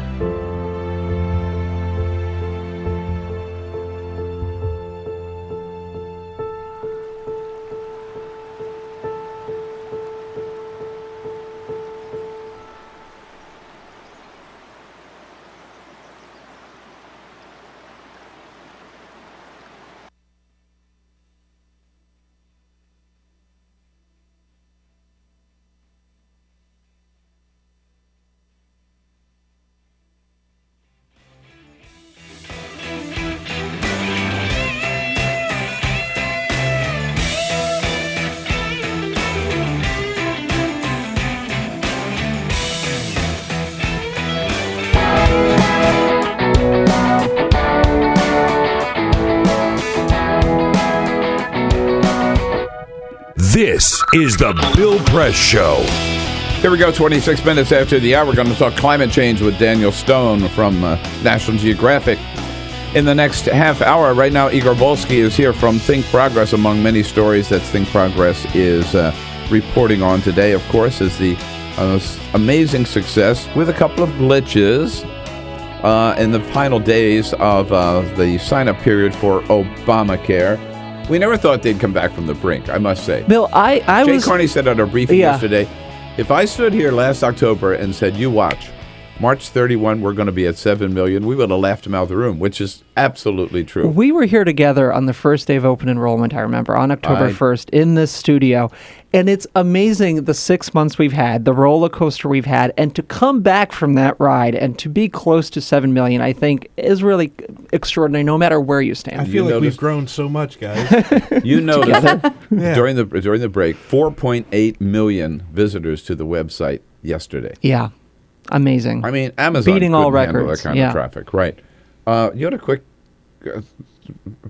point. I just wanted to point out because CNN sent out a breaking news alert, and it's not about the plane. So we should at least take a moment to appreciate that. Yeah. CNN saying that a senior administration official said today that after a surge in signups on enrollment deadline day, Obamacare is on track to hit the White House's original target of 7 million people signing up. That is according to CNN's Jim Acosta. They'll be announcing that later today. You know it. Let's say quickly, Mark from Montgomery, Illinois has a question. Hi, Mark. How you doing? Yeah, hi, Bill. For you and Igor, what about Harry Reid holding hearings in the Senate while they still control the Senate, pointing out how Nathan Deal, Bobby Jindal, Perry in Texas aren't accepting Medicaid expansion money, and that these hospitals are closing down? Bring those hospital administrators into the Senate and show the people you're not getting your tax dollars back to your states to expand Medicaid. Mark, just in the interest of time, a quick answer from Igor. I think you're absolutely right on. Igor? Yeah, they got to stress that point. 4.8 million people uninsured in a coverage gap because Medicaid is not expanded. In those red states. In those red states. And these are programs which the federal government would pay for 3 years, 100%. That's right. Exactly. Makes complete financial These governors are not serving the citizens of their state by rejecting Medicaid. But I think they ought to hold hearings like this in the Senate, and Harry Reid could do it in the Senate. Yeah, no, they need to talk about it. Absolutely. All right. Thanks, Igor. See you next week. All right, great. ThinkProgress.org. This is the Bill Press Show.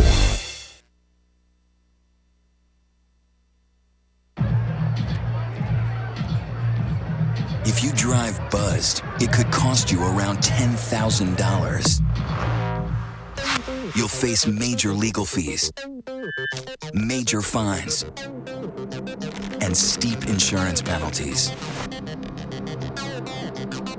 You could lose everything. Nothing kills a buzz like getting pulled over for buzz driving, because buzz driving is drunk driving. When some people struggle with their mortgage payments, they become frozen, petrified. Not knowing what to do, they do nothing. But the people who take action are far more likely to get the most positive outcome. Making home affordable is a free government program. Call now to talk one-on-one with a housing expert about the options that are right for you. Real help, real answers, right now. So this is my computer. This is your computer. Let's go on the internet. Let's go. Click it. Yes. Okay. I cursor in between the R and the E. Pressing down, I want you to just push the area. She's gonna love me all over again. That's it. Jamaica, here you go. Here we go. Good job. Thank you. Thank you. And I did it by myself. Feel smarter. So, I'm kind of new here, but I've noticed a trend. My human does this funny thing where she goes around and gets all my toys, and then she hides them in that basket by the door. But it's always the same basket, and it's always in the same place. And then she acts so surprised when I find them, but, she's putting them in the same basket. Again. It's like, hello? That's where you put it last time. You were the worst at hide and go seek.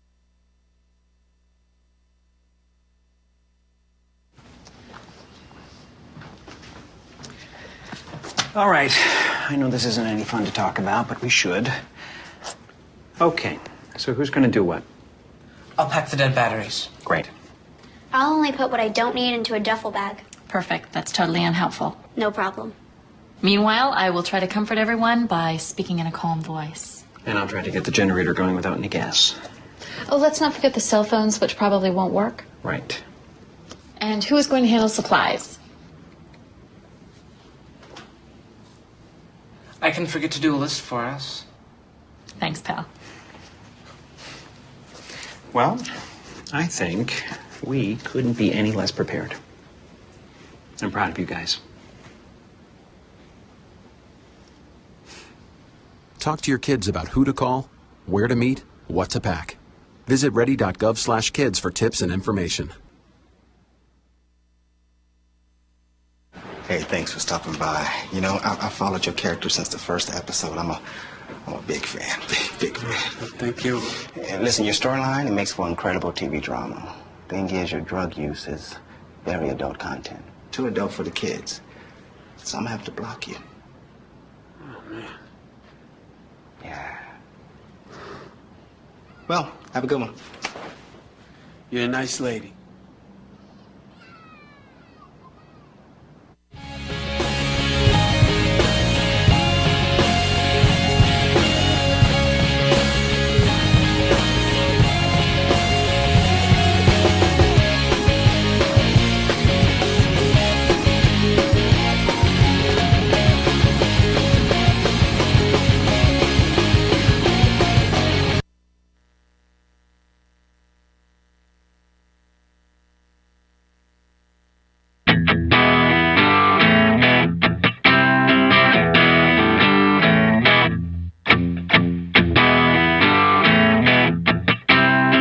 On your radio, on TV, and online.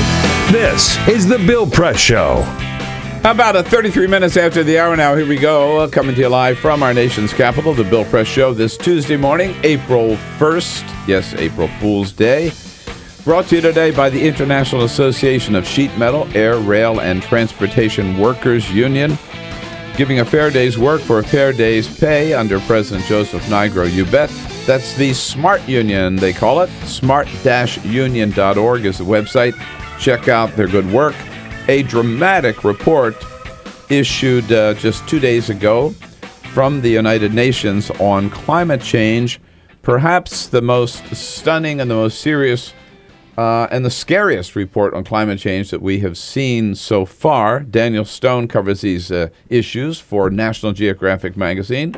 Good friend of the program here in the studio this morning with us. Daniel, good to see you. Good morning, sir. What's different about this report? What does it tell us that we didn't already know? This report is very different from what we've seen from the UN in the past. Usually we've seen a bunch of charts and graphs that say these are the trends of the climate changing. This report is saying not only are we sure now that the climate is changing, humans are the main driving cause behind it, and we are on very shaky footing. The world is not prepared, and the world will not be prepared on the current path for a lot of the environmental and humanitarian changes coming our way. The headline that I saw yesterday, what I took away from just the news articles I've read, you've read the report, correct? Yes. What I read from the news articles is that the climate change is having an impact on every one of the continents today, on the world's oceans today, and is only going to get worse. It'll get worse. And it says this in very clear language. The worst is yet to come, right? No one in the world will be spared of many of the harshest effects. So you're talking about changes in the ocean. I was going to say, what is the evidence that they show that a lot of climate change is real? Climate forecasting is done by modeling. We know this. It's very scientific process. They put in some inputs. They get a lot of outputs. But they follow trend lines that have been occurring for the past decade. The past 10 years have been the hottest decade ever recorded. And they look at what that's caused. And that causes major superstorms like we've seen, with droughts in California, Hurricane Sandy, those types of events that are happening more frequently. And the effects that changing weather and dramatically changing weather has on our food supply, has on our energy supply, our transportation, and with mass migrations of people and where they are living around the world, and which areas are most viable for them. Have they? Is there any evidence yet that species are moving because of climate, or have we gotten there yet? I think either plant or animals. Species move all the time for many reasons, and sometimes in parts of Africa it's just to get water, and so that's a weather-related cause. Now, we don't see entire movements of entire species to a different continent to escape climate change, but these things happen slowly, but as this report says, these types of events will begin to be a lot more frequent. Here's the thing that I, just if I could for a moment play devil's avocado, Sure. because you always hear the same arguments from people who don't believe in climate change, right? Like, oh, this is a cycle, the Earth moves in cycles, and we're just in one of these periods. What's the argument against that? Certainly the speed. The speed this time. These changes, dramatic changes in the Earth's climate, have happened before, many times in the past. They work in cycles, but never in a decade or 2 decades at most. Right. And we see these trend lines getting steeper and steeper, even sometimes by the month. Climate generally works over centuries, not over decades. So measuring the input, and the input in this scenario is the carbon pollution that we're putting into the atmosphere, carbon dioxide and methane. If you measure those inputs and you survey the outputs, you could see that there is a major new driver that has never been a factor in global climate before, and that is us. I was watching a special report on this on NBC News last night, Brian Williams, and they showed that wheat and corn yields of wheat and corn crops are already decreasing because of more CO2 in the atmosphere.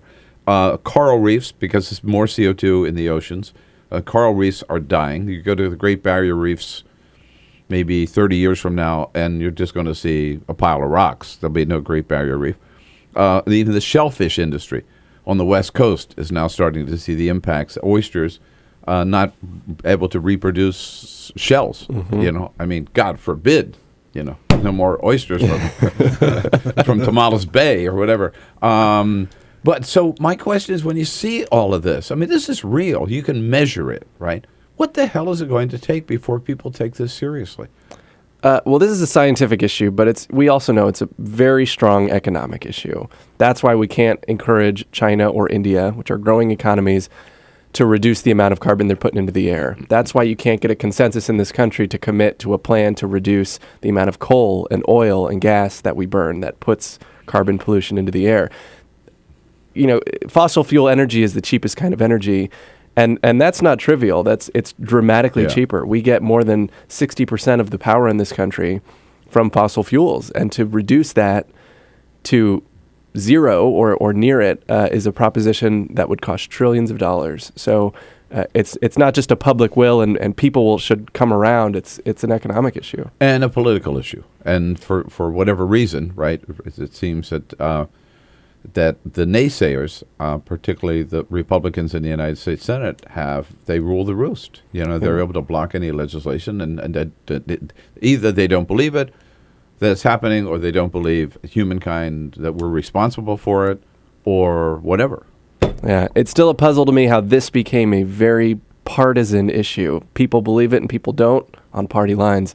But I would think that the survival of the human species would not be a partisan issue, or protecting the planet would not be a partisan issue. But I guess maybe I'm just old-fashioned. By the way, I've got to say, this book here, I just finished. I wanted to read this book so badly that I went away for 10 days to Hawaii and secluded myself on a beach on Kauai. But I did, and I read this book. To read about science. The Sixth Extinction by Elizabeth Colbert. I don't know what Colbert. It's Colbert. I call her Colbert in honor of Stephen Colbert. A book that I was loaned by my friend Daniel Stone, by the way.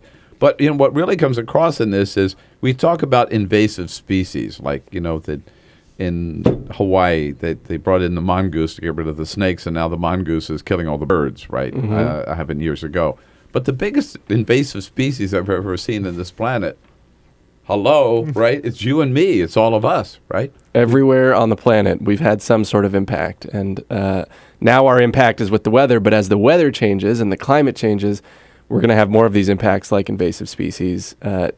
dying coral reefs, like you mentioned, and differences in agriculture and how we're going to have to. But it's not an exaggeration, is it, to say that with this invasive species, namely us, that we might end up not only destroying other species, but destroying ourselves? Yeah, that's very possible. And the sixth extinction, as the book is titled, this is the sixth time in the planet's history. This is the fastest that we've ever seen species collapse, and it could, like you said, end with the entire human race, or a good chunk of us won't make it. Only rats and cockroaches. Is there any survive. good news that we can talk about? Like, is there any? Was there anything good in this report that we can something that indicates that we can slow this down, or that how we combat this? Because there's a lot of doom and gloom in this. For early in the morning, especially too. This report is a collection of about over scientists from over 50 countries are essentially sounding this alarm and saying we might be screwed if we don't do something right now. That's how many scientists from over 50 countries? Right.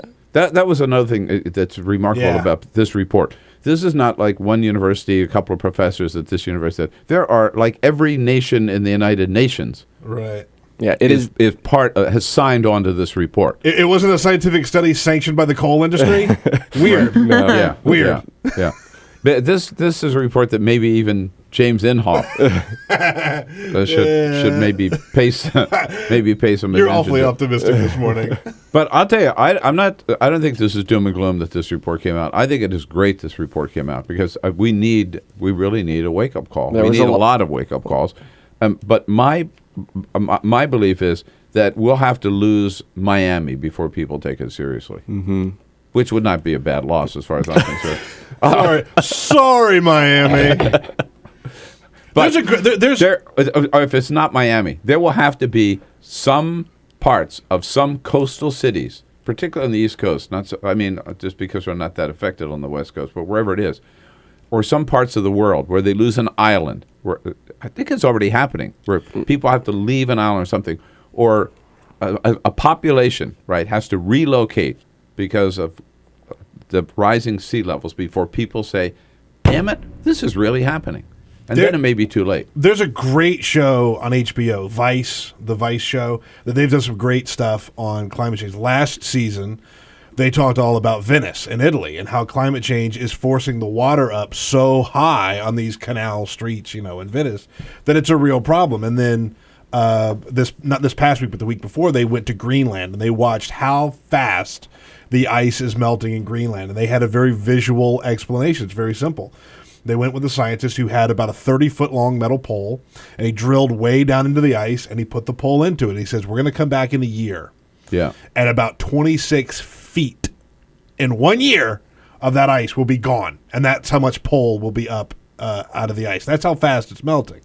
And so when you think about that much ice melting into the oceans and oceans rising, New York, Miami, East Coast cities are in real trouble. Real trouble. Look at Hurricane Sandy. And one of the points this report makes is that it's not going to be New York and Miami first. It'll be areas of Bangladesh. It'll be islands in the South Pacific, least positioned to be able to combat it, and very much at the will of larger countries that have been the ones polluting. Like Daniel Stone with us from National Geographic. You were able to read this report. Where did you find the report? Where can people find the report? On the UN Environment Program website. UN Environment. So if you Google UN Environment, Correct. You'll see the entire report. Daniel Stone with us. Your questions, your comments, always welcome.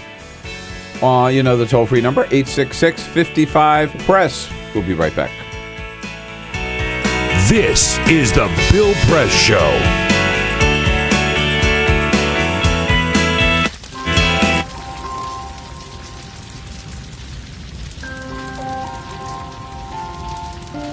A single ember that escapes from a wildfire can travel more than a mile. That single ember can ignite and destroy your home or even your community. You can't control where that ember will land, only what happens when it does. Get Fire Adapted now at fireadapted.org.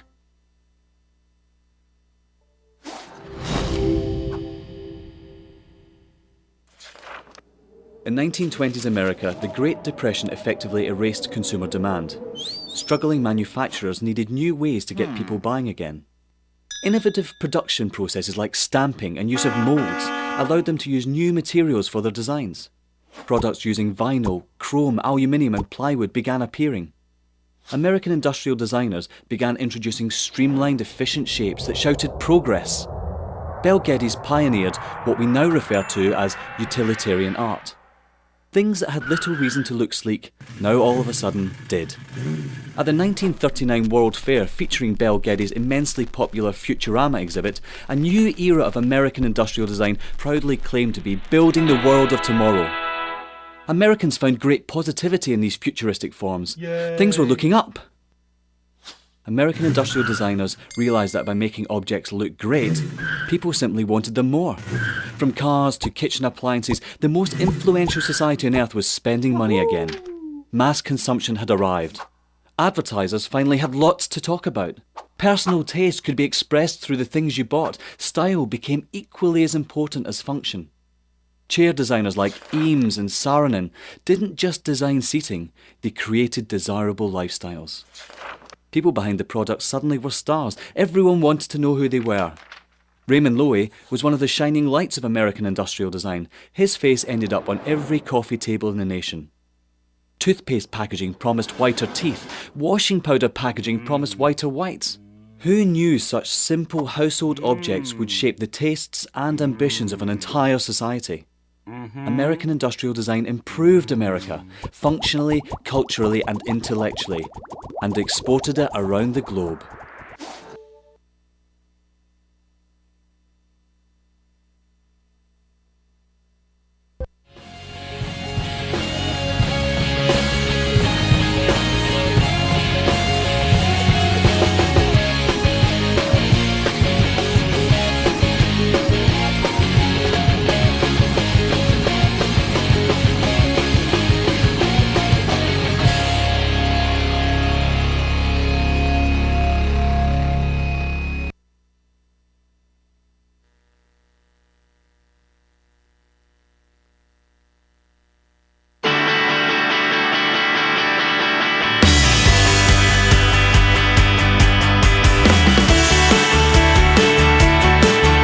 Radio, on TV, and online. This is The Bill Press Show. 12 minutes before the top of the hour, Ken Vogel from Politico and Jonathan Easley from The Hill join us in the next hour of the program. Right now we're visiting in studio with Daniel Stone from National Geographic. Just a reporter, usually on the road. I'm amazed even to find you in Washington, D.C. I mean, you had this glorious... What was that, a 2-month around-the-world trip? Around-the-world reporting trip last fall, October, November. Right. What's the next one? Next, I'm headed on the road with my photography partner. The two of us generally cover stories together. We're doing a big series on food, global food, some related to the effects of climate change, others related to the future in different ways. Ideas for the future of food to feed the 9 billion people who will be on the planet by the middle of the next decade. And this means... new pesticides or pesticides or chemicals to grow more crops out of the same piece of land. That's one angle. We're going to Brazil to do a story on coffee and some of the crop science related to these big companies. We all know their names, right. and some of these small farmers who are working together to try to increase yields. We're going to parts of Europe to look at ideas for urban agriculture to increase yields in new places. And we have a lot of fun stuff up our sleeves. Let's go down to Atlanta, Georgia here and say good morning to Beverly with a question about climate change. Hi, Beverly. Good morning. Hey, Bill. It's not a question. It's more of a comment. Yes. While we're discussing the aspect of why it got politicized, I have 6 letters, 2 words. 2000, Al Gore. He had already put out the book Inconvenient Truth. The Republicans had to do something about it. They, as you know, are like, they don't let go. They put their nails in something. They don't know how to let go because once they make that stance, they've built that foundation. That's why it's politicized. And we're still suffering from it 14 years later. Boy, it's you may be absolutely right. It's just hard to believe that the antipathy toward Al Gore would continue 14 years later. The question is, Beverly and Bill, should he have said nothing? Should Al Gore have left it to academics and scientists to make the case so that it didn't become politicized, or is that the role we have for public officials to be leaders in that sense? I would hope it's the role of public officials to lead the way, right, and not to follow.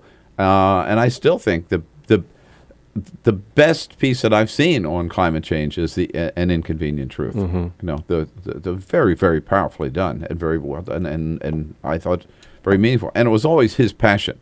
I remember him when he was in the Senate.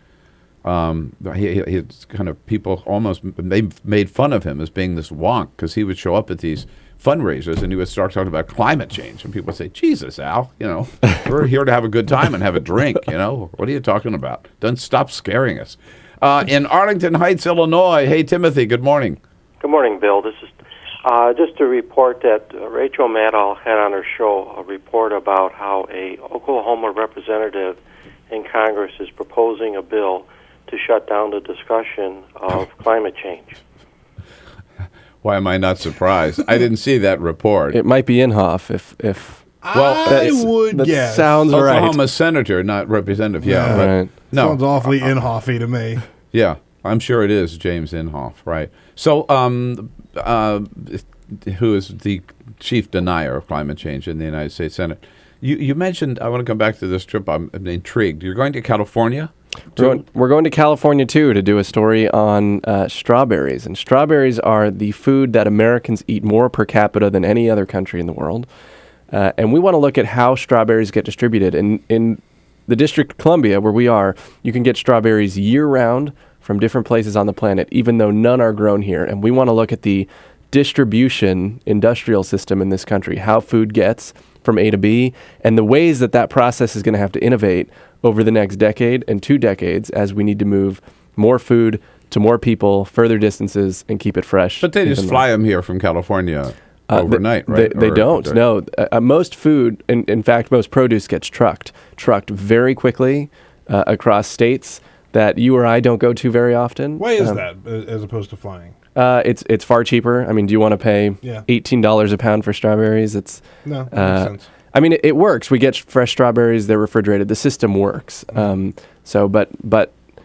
there's a massive system of people who drive trucks and companies that ship our produce back and forth every day in this country that we want to take a look at, and we want to spend some time following some of these drivers and seeing what they do. Watsonville, California. Yes, you've heard of it. You've been. I've been there many times, absolutely. Beautiful part of the country. Beautiful part of the country. Congressman Sam Farr, my good friend, represents that part of the world. So enjoy it out there. Get a few artichokes while you're at it. And bring them back. Will do. Damn it. Damn it. Yeah, bring back some little goodies from these road trips. Right. Daniel Stone, thank you for coming in and particularly sharing the information about that climate change report. Very, very important stuff. And have safe travels. Thanks, Bill. All right, we'll be right back, tell you what the press is up to today. This is the Bill Press Show.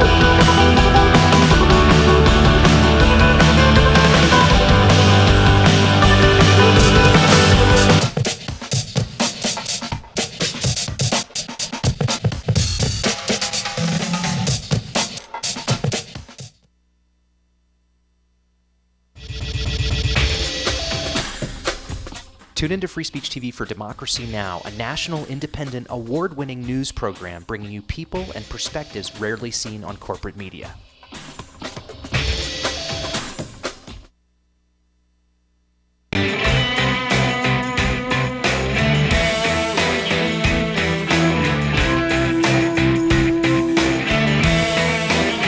Hey, here we go. Tuesday, April 1. And if you like what you've seen so far, you ain't seen nothing yet. We got big hour number 3 coming up.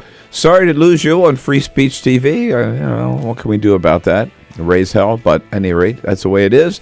But you can go over to the video stream at youtube.com/TawkrTV and stay with us. We'll be talking in the next hour with Ken Vogel from Politico about Sheldon Adelson and the Republican March for Money, and also to Jonathan Easley from The Hill to bring us up to date on everything going on here in our nation's capital. Stay with us for hour number 3.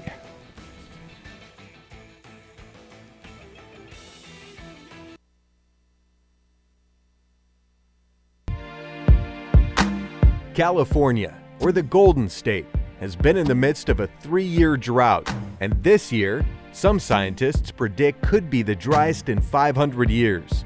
Governor Jerry Brown declared a state of emergency in January and in February of this year. The world's 10th largest economy, California is also the United States' top agricultural producer. Half of all our fruits and vegetables come from California. The Golden State is not the only place on the planet struggling for this vital resource. In December 2013, the World Resources Institute found that 37 countries face severe water shortages. Free Speech TV would love to know what you think about this fight for water, especially if you're from the Golden State. Please call our comment line at 1-888-378-8855 or email us at comments@freespeech.org to let us know your thoughts.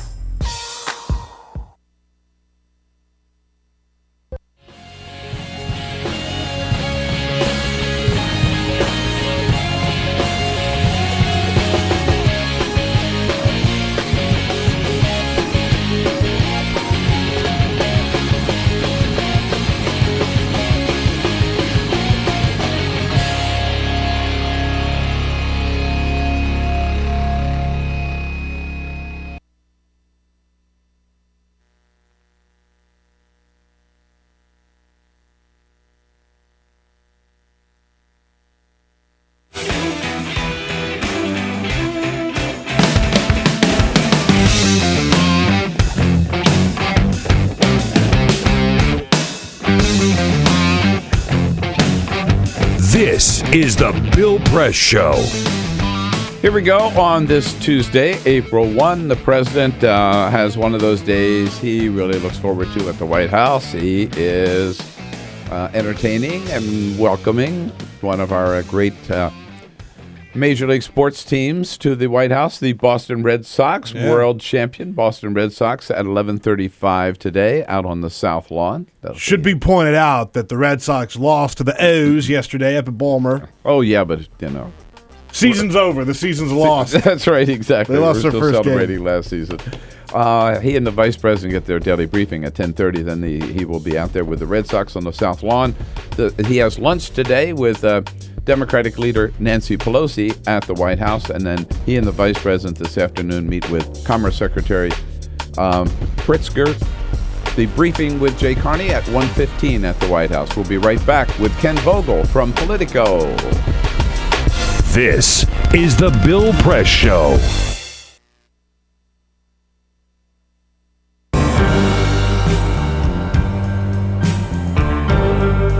I'm a Piston fan. Their slogan was, "We come to work." That's what Detroit about.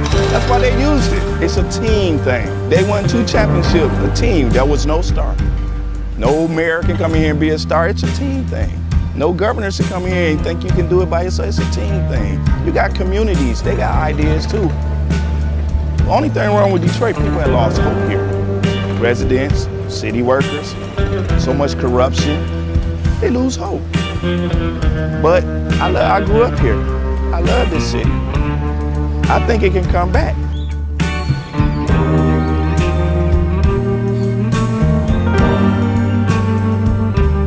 I've been working for the city 24 and a half years. Within the last 10 years, we took 4 pay cuts and then an additional 10% wage cut. I've lost a home. When you take all of the decisions out of the city of Detroit, all of us, then what do you have? Exactly what we got. A lot of problems. Every time the city seems to fall into a problem, it's always on the backs of us workers. You wake up out of a dead sleep and you jump behind the wheel and take off driving and try to get everybody there safe, not knowing really what you're pulling up to. Not eligible for Social Security, so the pension is my sole salary at this point. We've been in business here 39 years. We've seen A lot of changes in Detroit. The area was a lot of industry, a lot of city workers. It's getting very tough for the city workers. It's getting tough for us as a business people. Response times are increasing because of the closing of companies, which takes your insurance rate through the roof. So all the things that affect us affect the citizens. I worked for the city in different capacities for 29 years. I feel like an old jacket. They use me up and they throw me away. In my condition, nobody's gonna hire me. I'm 68 years old. Half the times, I can't get my blood pressure medicine. It's either feeding myself blood pressure or paying bills. 754. By the time they take all the deductions for I have my car insurance, my house insurance, and my health insurance taken out. So the time they take all that, I'll get about $300 after they take all that out. I don't understand it. I can't see how the governor is allowing this to happen and what they're doing and they want to blame it all on the seniors. Not only the seniors, but the city workers. And we worked hard. I know I worked hard. I've been in Detroit since 1946. I was 14 years old when I came in. I don't live large at all. I wish I could. I don't know when the last time I've been shopping. I only get $1,100, and I'm 81 years old, and I need every penny that I can get and that I do get. And I'm very, very upset about the idea of them taking away my pensions that I worked 30 years for. I think it's terrible that they talk about Detroit like they do, because Detroit has been very good to me. I have a lot of city workers coming in with their uniforms on, Detroit Water Department, Police Department, Fire Department. I get a lot of people, the Border Patrol come in. So if I lose that customer base, I'm going to be in a position where I might have to close down. If they take away their pensions, if they start cutting jobs, it's going to cut into a large percentage of not only our business, but other businesses that are in the city of Detroit. We're here. We've been here for 26 years. We're still trying to do business in the city. Detroiters are survivors. They tough. They adapt. But only can do so much when your politicians ahead of you and we're not on the same team. We're not going to let Detroit be erased, bulldozed, or whatever. We're going to fight to the bitter end. Detroit going to survive.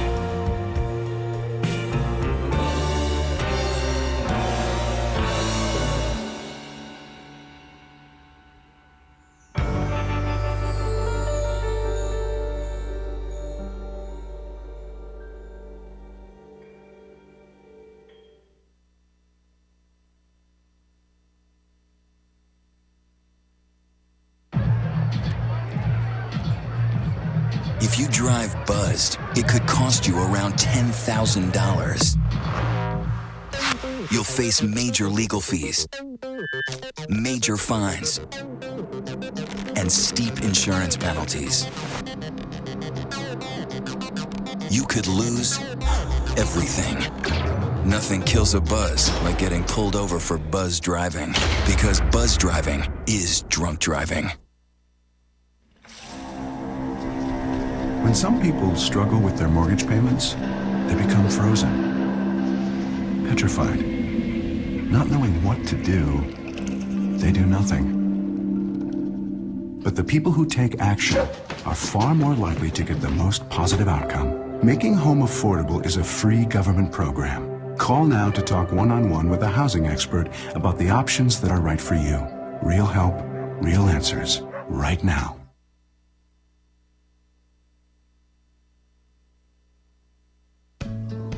You wouldn't let money just blow out of your house. So when your AC or heater is on, make sure the doors, windows, and fireplace flue are shut tight. If you're headed out, turn down the AC or lower the heat by 10 degrees. And always keep your water heater set at 120. A little bit of common sense goes a long way. Get more great tips at energysaver.gov. So, I'm kind of new here, but I've noticed a trend. My human does this funny thing where she goes around and gets all my toys, and then she hides them in that basket by the door. But it's always the same basket, and it's always in the same place. And then she acts so surprised when I find them, but, she's putting them in the same basket again. It's like, hello, that's where you put it last time. You were the worst at hide and go seek.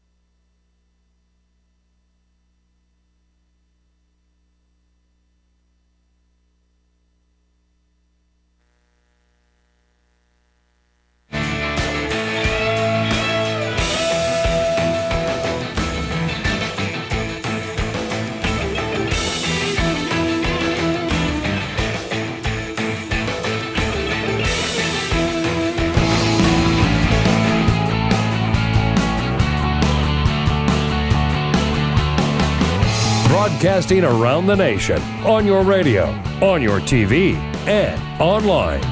This is The Bill Press Show. 7 million people signing up for Obamacare. Who says Obamacare is not working? Hey, good morning, everybody. What do you say?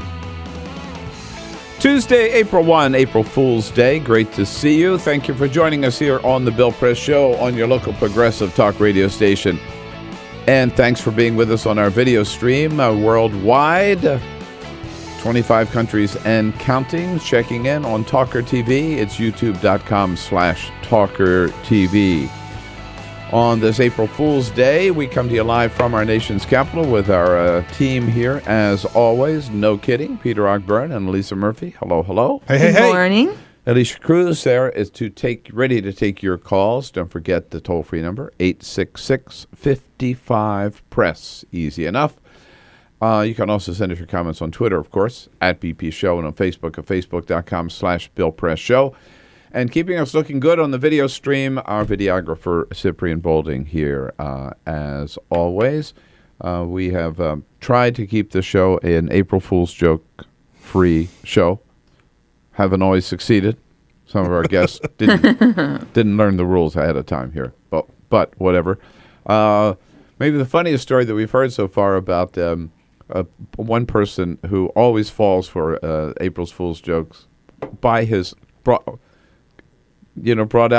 carried out against him by his wife is our Vice President Joe Biden, telling Rachel Ray yesterday how Jill Biden always has something up her sleeve on April Fool's Day. And what I worry about when I wake up at April Fool's Day is what in the hell is Jill going to do this time? Oh! No, you think I'm joking. I am not joking. She's got you a lot, huh? Oh, gosh, yeah. And I mean, it feels so stupid. I mean, I anticipate, like, for example, one April Fool's Day, we're in this White House, in this office, we get an Air Force Two, we're flying. I'm saying, where the hell is Jill? And I open up the baggage compartment on top, above, and she jumps out of the compartment. I mean, this is the second lady of the United States of America jumping out of the overhead baggage compartment. Funny story. We can conclude from that there is a bigger baggage space, a carry-on space on Air Force Two than there is on most commercial jets. Yeah, I would hope that she's getting into one that's bigger than the one on the one we're used to seeing on regular jets. Yeah, because having just flown, spent a lot of time on airplanes in the last 10 days, I can tell you, there's not a lot of space anymore above those seats. Hard to get your roller bag in there, let alone your carry-on. Here we go on the Bill Press Show. This hour, we're going to be joined by Ken Vogel right here at the top of the hour from Politico. A little bit later, Jonathan Easley from The Hill. But first, this is the Full Court big Press. Stories of the day. Yes, indeed. Just a couple of other stories making news. Speaking of flying, United Airlines has caught the trend of people traveling with smartphones and tablets. They are going to be installing 500 device charging stations at airports around the country. Now, these aren't just going to be power outlets. They're also going to have USB ports because people who have layovers or are waiting for a flight. Very smart. They'll be able to charge their laptops. Very smart. Their Yes. phones, their iPads, whatever. And if you don't have an actual like an electric charger, the USB ports are a relatively new thing that they're going to be trying out. You can just plug right in and get a little juice right before you get on your plane. Yeah, because for the next 5 hours or whatever, you're going to be stuck with the battery you've got. That's it. Very smart. And speaking of flying, here is one idea I'm not so sure about. This could very well be an April Fool's Day prank, but for now, we're going to run with it. It's called the Love Cloud. The Love Cloud is a company in Las Vegas that offers flights for couples to go and join the Mile High Club in a setting a little more romantic than an airplane bathroom. They've converted a Cessna 421, normally sits 6 people.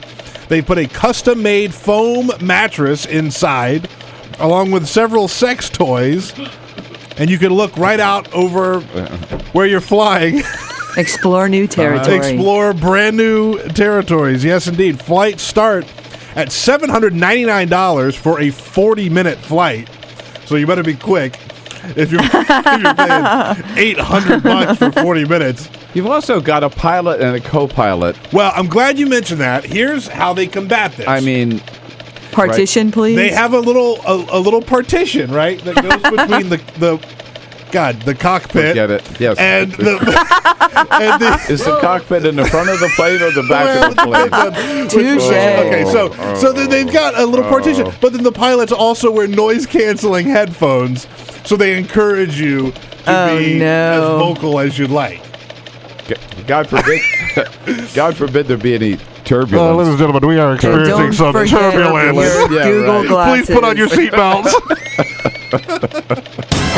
All right, and one more. $800? $800 for 40 minutes. Get a hotel room. I agree. Big news that has been announced that the first posthumous album of new music from Michael Jackson is going to be coming out. May 13th is the release date. It's called Escape. The letter Escape. It contains 8 previously unreleased songs that various producers have taken a look at and have, quote, according to L.A. Reid, the chairman and CEO of Epic Records, quote, contemporized. They have contemporized the music, and they're going to be putting it out May 13th. Escape by Michael Jackson. Wow, that'll be a huge success. It'll be a big deal. Yeah, absolutely. 12 minutes now after the hour. Well, Peter, you mentioned one big event in Las Vegas. There was another event over the weekend. Not quite as sexy, but got a lot of attention. Republican candidates showing up to pay homage to Sheldon Adelson. Ken Vogel covers politics, chief investigative reporter at Politico, joining us on our newsline this morning. Hello, Ken. How are you? Hey, great to be with you, Bill. So what was this big deal that brought Chris Christie and Scott Walker and others to Vegas over the weekend?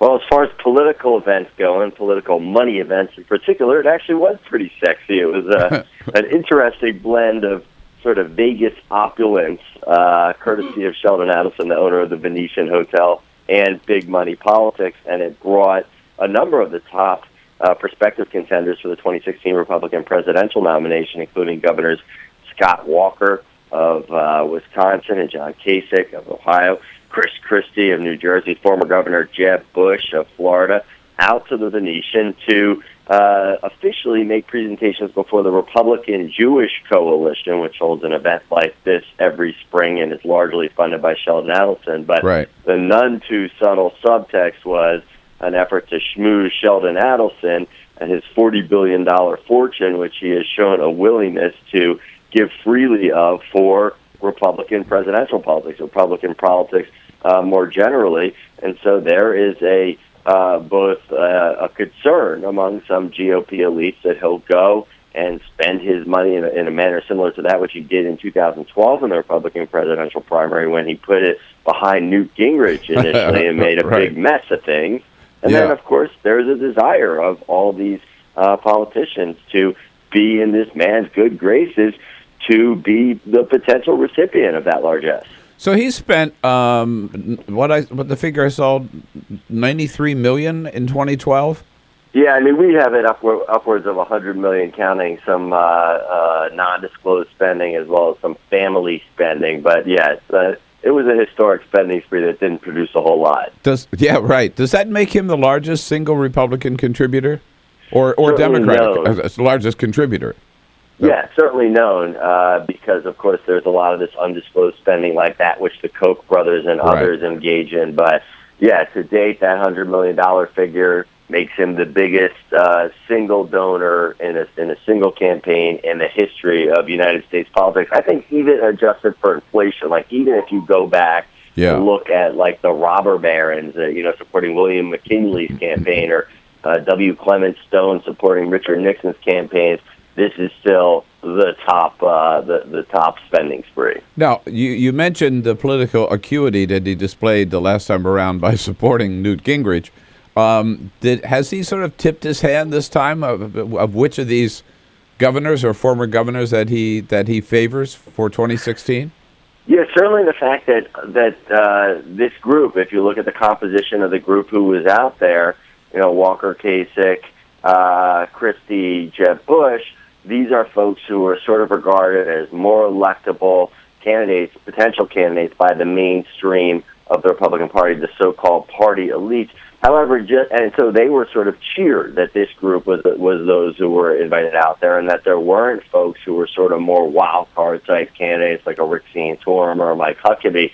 But talking to folks close to him, they're not at all convinced that just because he invited these folks means he's going to choose from one of them. And they do think that there's still very much the possibility that he'll go in for one of these sort of less mainstream candidates who could really muck up the primary, a la what Newt Gingrich did with Sheldon Adelson's $20 million in super PAC support.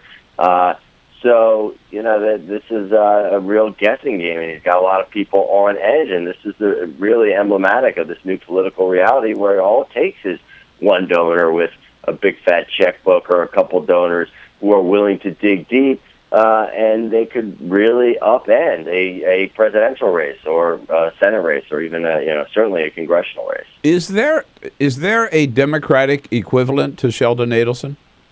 I don't think there is at this point, both because there are fewer and sort of more organized super PACs, and there are fewer big donors, and thus far the big donors do seem to be there seems to be some ideological unity, both in terms of the issues, and so there aren't challengers who are sort of seen as at the fringes of the party who are likely to get big money support, and then also because of the effort to rally folks behind Hillary. I think that is really a result of the ideological unity and the desire to avoid the type of demolition derby that Republicans had in 2012. I mean, obviously, I've former California Democratic chair. I've spent some time raising a lot of money in the Democratic Party, but that's been that was a long time ago, 15 years ago. I don't know of any Democrat who spent anywhere in the neighborhood of $100 million, anywhere close, any single Democrat. I was just asking because I was curious.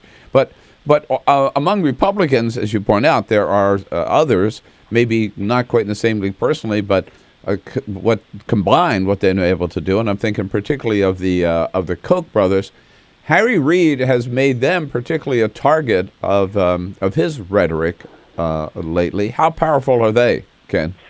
Oh, they're definitely powerful. In some ways, they're more powerful because what they're doing is pooling the resources of a larger group of donors, right? And combined, they are they spent significantly more than Adelson in 2012. To $400 million by some estimation. However, what they were doing was sort of more in line with the party. They weren't weighing in these contested primaries. They were helping candidates once they were able to get the Republican nominations for Senate or for president, like Mitt Romney, who's not really a darling of the Kochs, but the fact that they were sort of had a little bit more of a bigger picture view and were willing to wait and not weigh in primaries in a way that could be disruptive, kind of sets them apart from Sheldon Adelson, who is much more of a wild card, willing to go it alone, therefore potentially more helpful to these candidates, but also more potentially detrimental to the party's ultimate goal of recapturing the White House.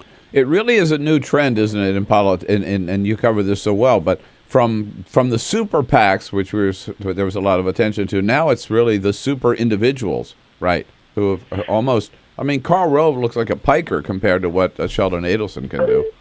That's right, but it makes Sheldon Adelson really an object of solicitation from the Karl Roves of the world, as well as from these donors. They realize that, and they know this is whether they like it or not, and some folks are happy to take the money, and then and then say that they prefer, that they don't like this new campaign finance trend like Gingrich did recently, which is sort of the height of irony, saying that it's, in commenting on this Sheldon primary, as a lot of people put it, said it's distasteful for one person to have so much influence. Well, you benefited from that influence last time.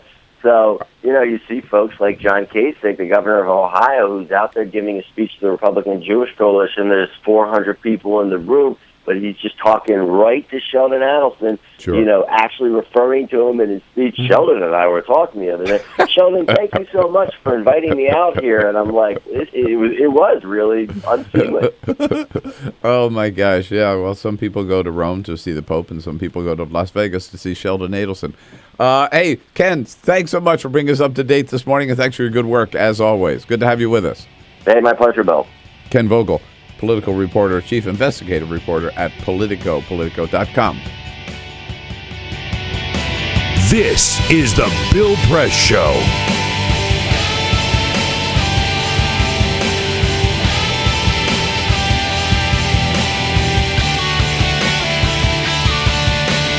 Brought to you by Twisted Tea Hard Iced Tea. The next time you...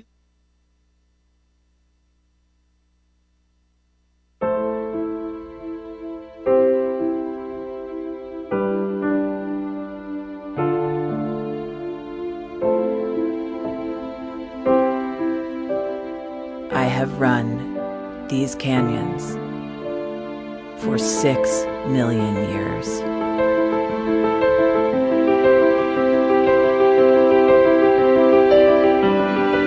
I have traveled from the Rocky Mountains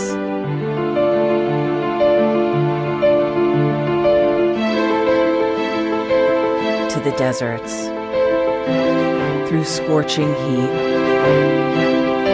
and freezing cold, from the land of the dinosaurs to fields of food.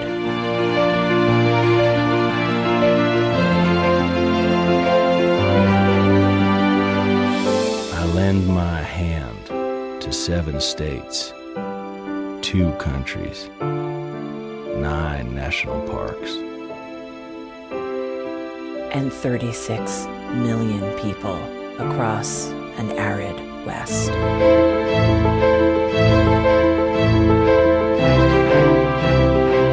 am not the strongest or the largest, but I am the hardest working.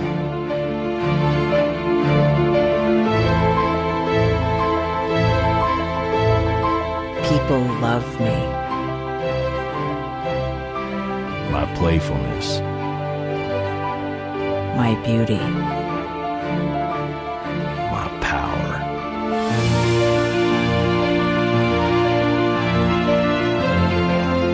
My life.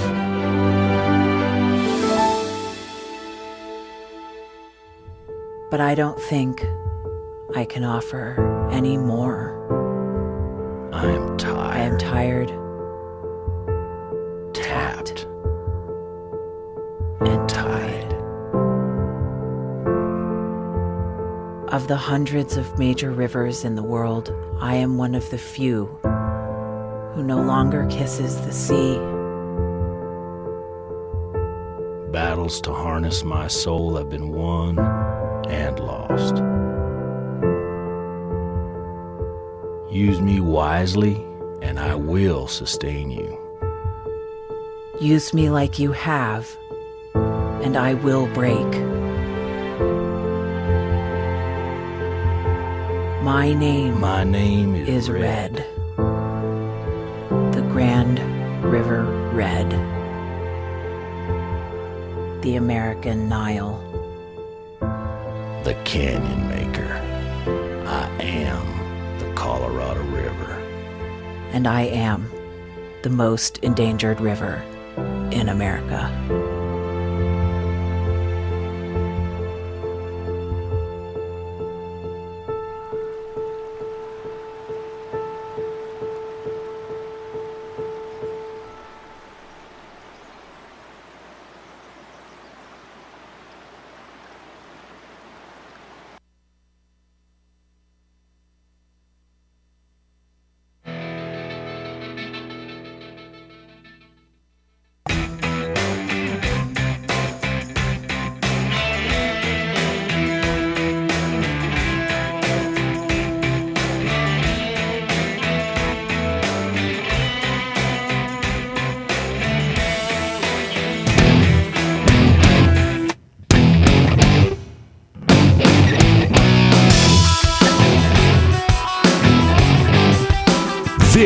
is the Bill Press Show.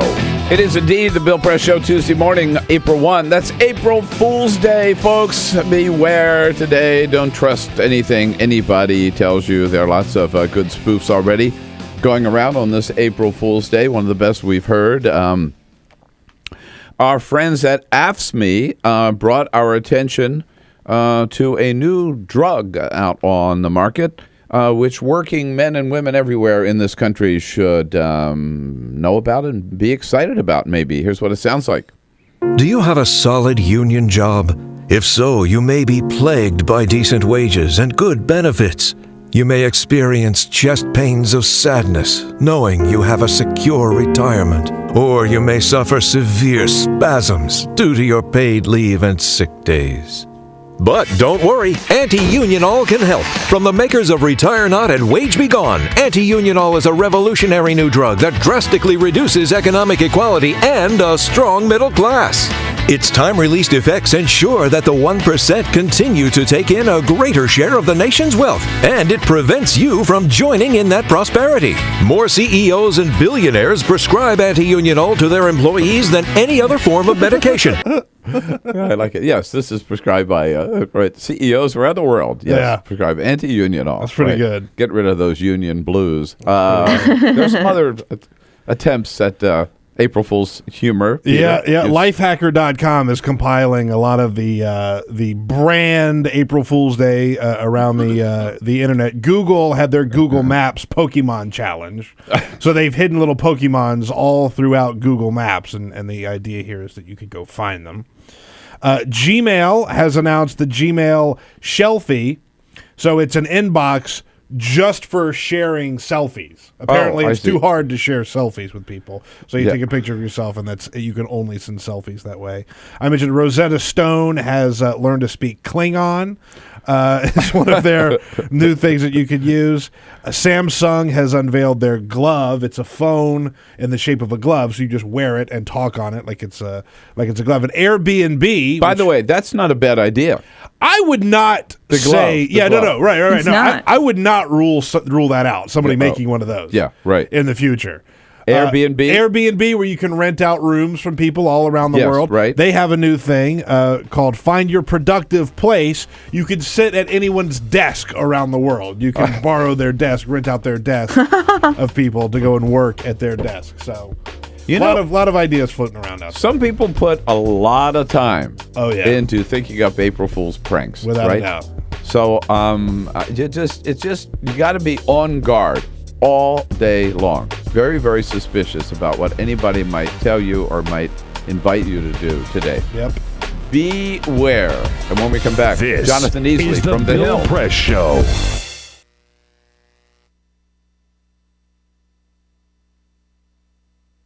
So, I'm kind of new here, but I've noticed a trend. My human does this funny thing where she goes around and gets all my toys, and then she hides them in that basket by the door. But it's always the same basket, and it's always in the same place. And then she acts so surprised when I find them, but, she's putting them in the same basket. Again. It's like, hello, that's where you put it last time. You were the worst at hide and go seek.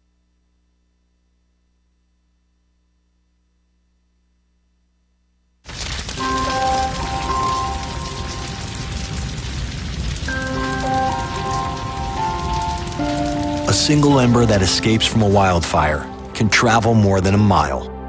That single ember can ignite and destroy your home or even your community. You can't control where that ember will land, only what happens when it does. Get Fire Adapted now at fireadapted.org. Columbine, Virginia Tech, Tucson, Aurora, Fort Hood, Oak Creek, Newtown. Newtown, Newtown. Newtown. How many more? How many more? How many more colleges? How many more classrooms? How many more movie theaters? How many more houses of faith? How many more shopping malls? How many more street corners? How many more? How many more? Enough. Enough. Enough. Enough. Demand a plan. Right now. As a mom. As a dad. As a friend. As a husband. As a wife. As an American. As an American. as an American. As a human being. For the children of Sandy Hook. Demand a plan. No more lists of names. It's not too soon. It's too late. Now is the time. Before we all know someone who loved someone on that list. No more lists. No more. Who they might have been. No more. If we had just done something yesterday. It's time. We can do better than this. We can do better than this. It's time. It's time. It's time for our leaders to act. Demand a plan. Right now. Right now. You! Demand it! Enough. Enough. Enough. Enough.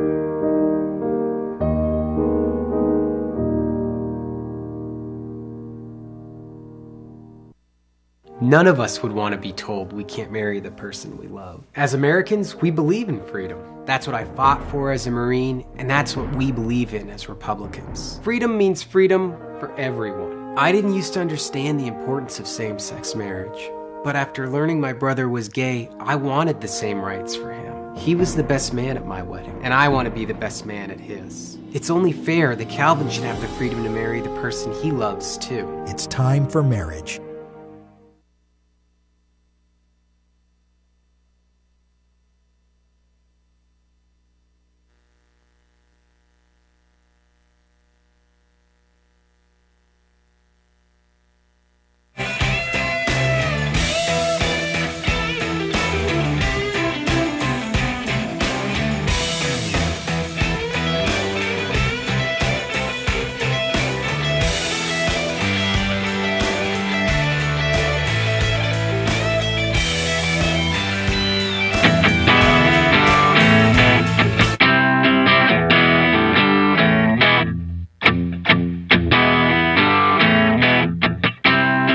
On your radio, on TV, and online. This is The Bill Press Show. Hey, it is 33 minutes after the hour now on this Tuesday morning, April 1st, April Fool's Day. Welcome back, everybody. Coming to you live from Washington, D.C., our nation's capital, brought to you today by the International Brotherhood of Teamsters, good men and women of the Teamsters Union nationwide. We all live better because of their good work under President Jim Hoffa. Check out their website at teamster.org. The day after the deadline, the last days for signing up for Obamacare, and there are reports this morning that the administration will announce that they have actually surpassed the goal of 7 million people signing up, which, if true, is remarkable given the problems we remember with the launch of the website last October. Jonathan Easley covers these issues for The Hill. The headline in The Hill this morning is Obamacare traffic surges in a rush for the deadline. Jonathan, good morning. Good morning. We did see a huge surge over the weekend and yesterday on the website, causing some problems, of course, but overall, how did it go these last couple of days? Yeah, well, the administration has been saying forever that they're expecting a late surge, and they really got it. The latest numbers from the White House was something like 3 million people visited healthcare.gov yesterday. Another 1 million people called into the call centers, and that traffic had been ramping up all week. It was they surpassed all their previous numbers yesterday, but the numbers have been spiking in the days leading up to the deadline. So they definitely got that surge that they were expecting. And, the Associated Press is reporting that it looks like now they might even meet or exceed that 7 million figure that the Congressional Budget Office came out with originally, which, like you said, is an impressive feat because the website was down essentially for the first 2 months. That enrollment surge, it finally came, and from a political standpoint, that 7 million had become kind of a touchstone. So it's good news for the administration if they hit that. Well, now one of the things they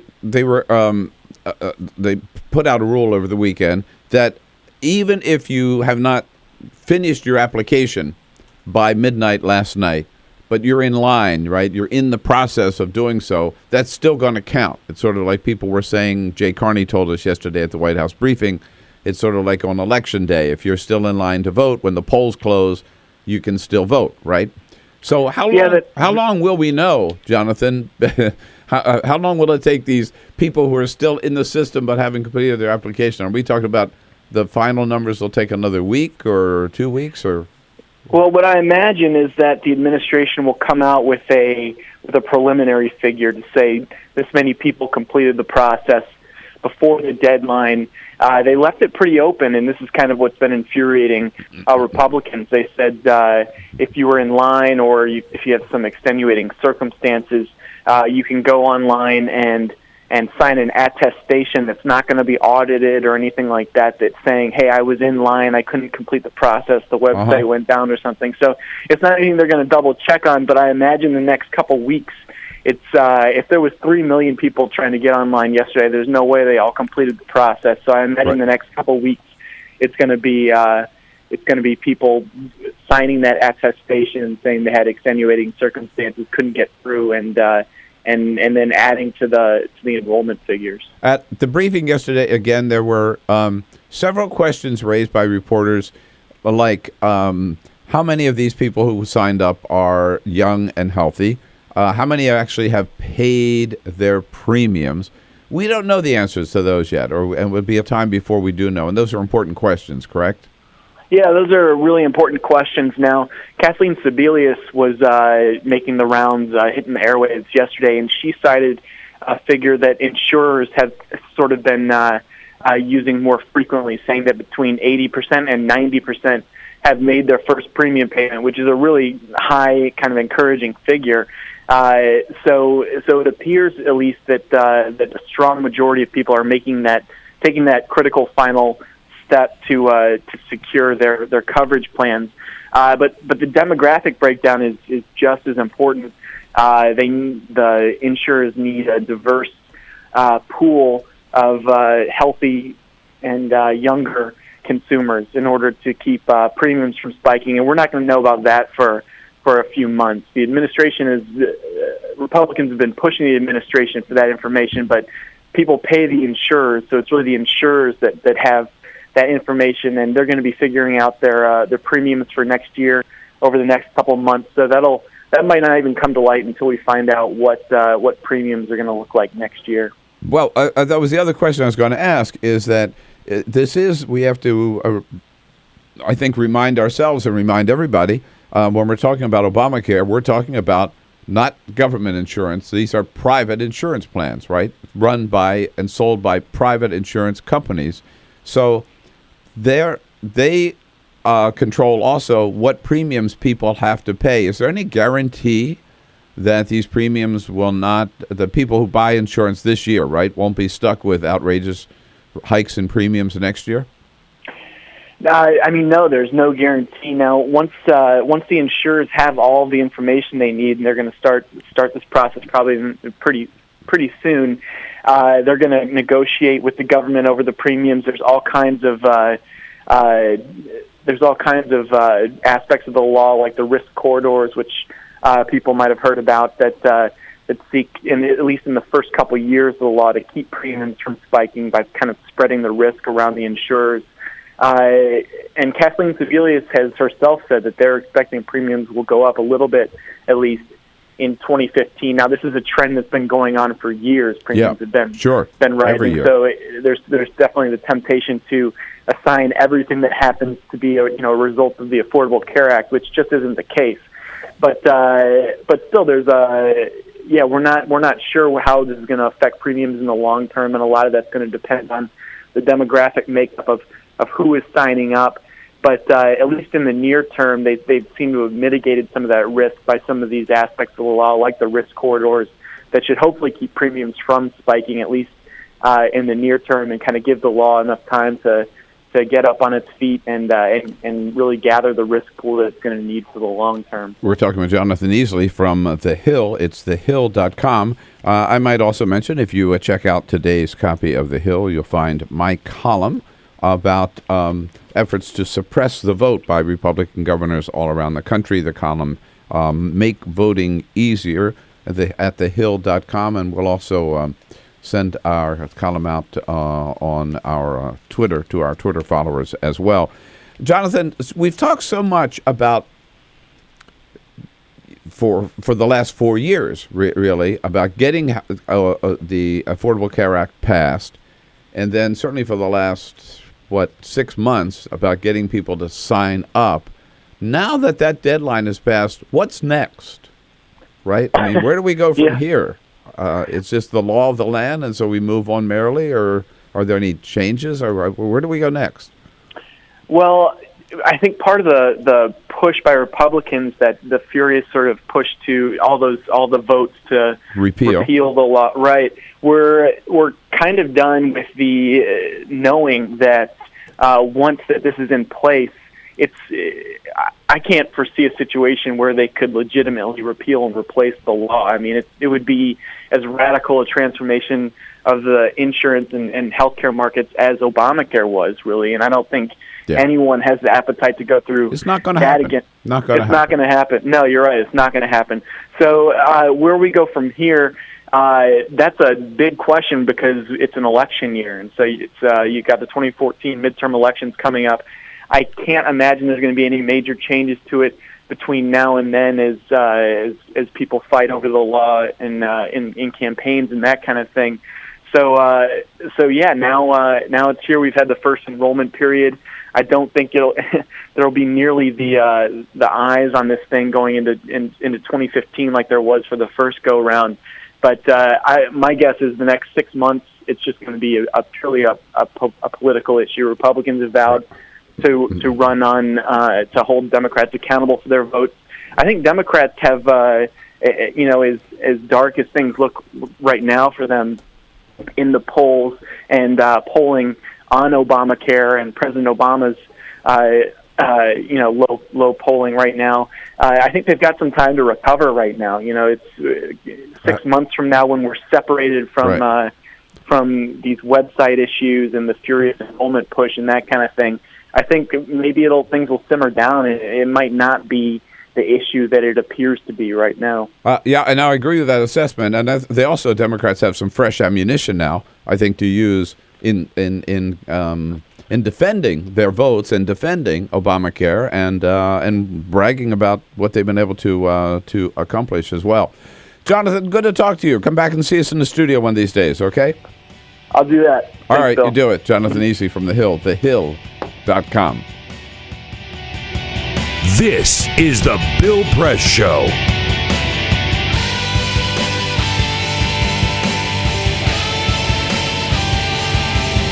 This is my computer. This is your computer. Let's go on the internet. Let's go. Click it. Yes. Okay. I cursor in between the R and the E. Pressing down, I want you to just push the period. She's gonna love me all over again. That's it. Jamaica, here you go. Here we go. Good job. Thank you. And I did it by myself. Feel smarter. So, I'm kind of new here, but I've noticed a trend. My human does this funny thing where she goes around and gets all my toys, and then she hides them in that basket by the door. But it's always the same basket, and it's always in the same place. And then she acts so surprised when I find them, but, she's putting them in the same basket. Again. It's like, hello, that's where you put it last time. You were the worst at hide and go seek.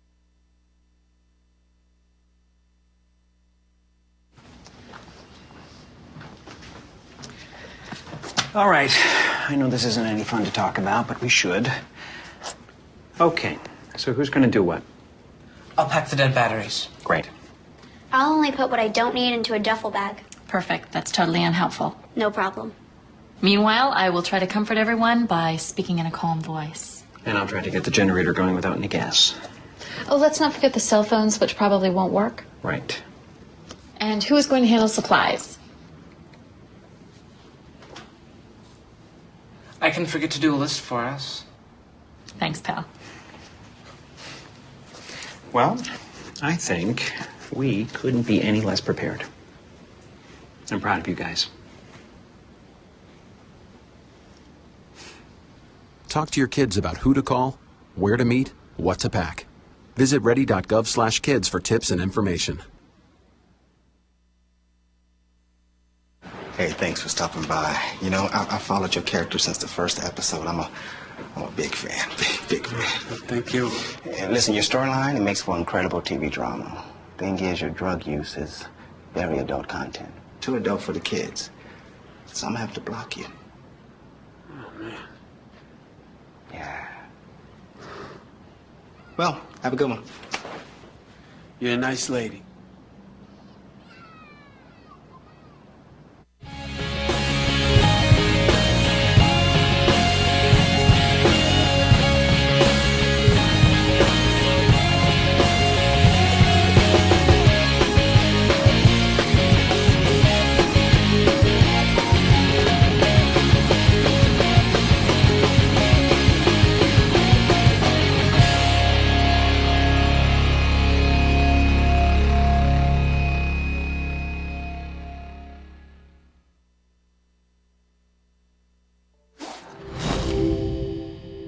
In the early 20th century,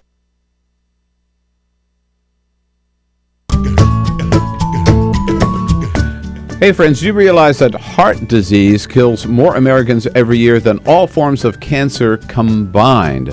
So when you donate to the American Heart Association, you're contributing to life-saving research with every dollar. You can make your donation today through the Pop Money personal payment service. All you do is download the app or go online to popmoney.com. Sign up to send your donation to jessica.gramillion@heart.org. jessica.gramillion@heart.org. Here's the best part. The 95-cent fee is assessed to you, the sender, regardless of how much money you contribute. That means that 100% of your donation goes to support the ongoing research to help save lives across America. No fees are paid by the American Heart Association, getting more bang for your buck. And of course, terms and conditions apply.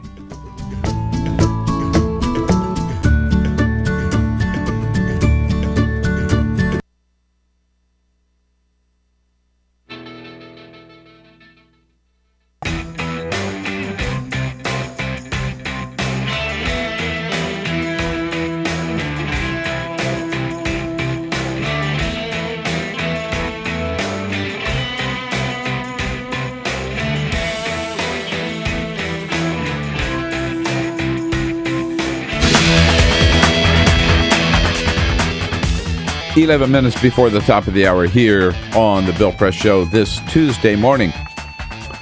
A lot going on this morning. A couple of stories we mentioned earlier we want to just touch back on here before we wrap up. One big news in the Middle East, I got to tell you, John Kerry, as Secretary of State, is really stepped up to the plate on several key areas after more talks toward a diplomatic solution to the situation in Crimea and the Ukraine with Foreign Minister Lavrov in Paris yesterday. Secretary of State John Kerry flew to Jerusalem, where he is trying to kickstart, again, peace talks between Israelis and the Palestinians. Many administrations have broken their pick trying to bring the parties together. John Kerry is trying to do so with President Obama's support, of course, once again. And it's reported yesterday that the United States may finally be willing to give something that the Israeli government has been requesting for a long, long time, and that is the release of convicted spy Jonathan Pollard. He was arrested in 1985, an American citizen, arrested for spying on, he worked at in a Navy installation here in the Washington area, arrested for spying on the United States for Israel. They recruited him to spy in 1984. He was arrested in 1985. He was sentenced to life in prison in 1987. He's been there ever since. And the Israeli government has let it be known that the release of Jonathan Pollard from an American prison would, let's say, give them a little incentive maybe to making some concessions that would move the peace process forward. That would be a huge news if that happens. But the administration officials have acknowledged that the United States is seriously considering the release of Jonathan Pollard. On a bigger front, perhaps, the United Nations releasing a report yesterday. Daniel Stone from National Geographic was in a little bit earlier in the program and talked to us about this. A report on climate change, which is unusual in several respects. First of all, because so many countries have signed on. These are scientists from 50 different countries that participated in this report. It is powerful, it is strong, it is scary. Never have so many nations stepped up to agree that climate change is real. It is having a serious impact, they say, already on every continent, a serious impact on the world's oceans, and it is only going to get worse. They say right out, flat out, the worst is yet to come. And they note the increasing serious storms that we've seen, brush fires that we've seen, rising sea levels, loss of the glaciers. Already we're seeing declining corn and wheat crops. The shellfish industry is threatened. The coral reefs are dying. Species are being wiped out. This is one more report, and again, the most serious yet, to say, hey, folks, you got to wake up and realize what you're doing to the planet. I will confess a little bit of ignorance on my part in the sense that when I saw this headline, I thought, oh, wow, that's interesting. I'll take a look at that. And then when I took a look at it, that's when I realized how big and comprehensive of a report this is. I mean, this is up until now, the definitive piece on what is going on with climate change and destruction of the environment, and it's scary as hell. It is real, and it is scary. And you would think that Hurricane Sandy on the East Coast would be enough, right? We saw how much of Lower Manhattan, how much the coast of New Jersey and the coast of Long Island was impacted by this. Well, that's going to be like not abnormal soon that those areas would be underwater unless we do something about climate change. And a point that Dan Stone made that's scary, like New York and Miami, they'll have the type of short-term things to fight this, right? They'll have to put in some sort of measures to fight it. But when you look at Kolkata, or they'll have the ability to move those people. Right. We'll put a lot of money into moving those people somewhere else. Right. Kolkata, Bangladesh. Yeah. They'll go underwater. They'll go underwater, and those people are just going to lose everything. Hopefully, this report will be enough to get some action out of this Congress to do something about climate change. And when we come back, I'll wrap it up with today's parting shot. This is the Bill Press Show.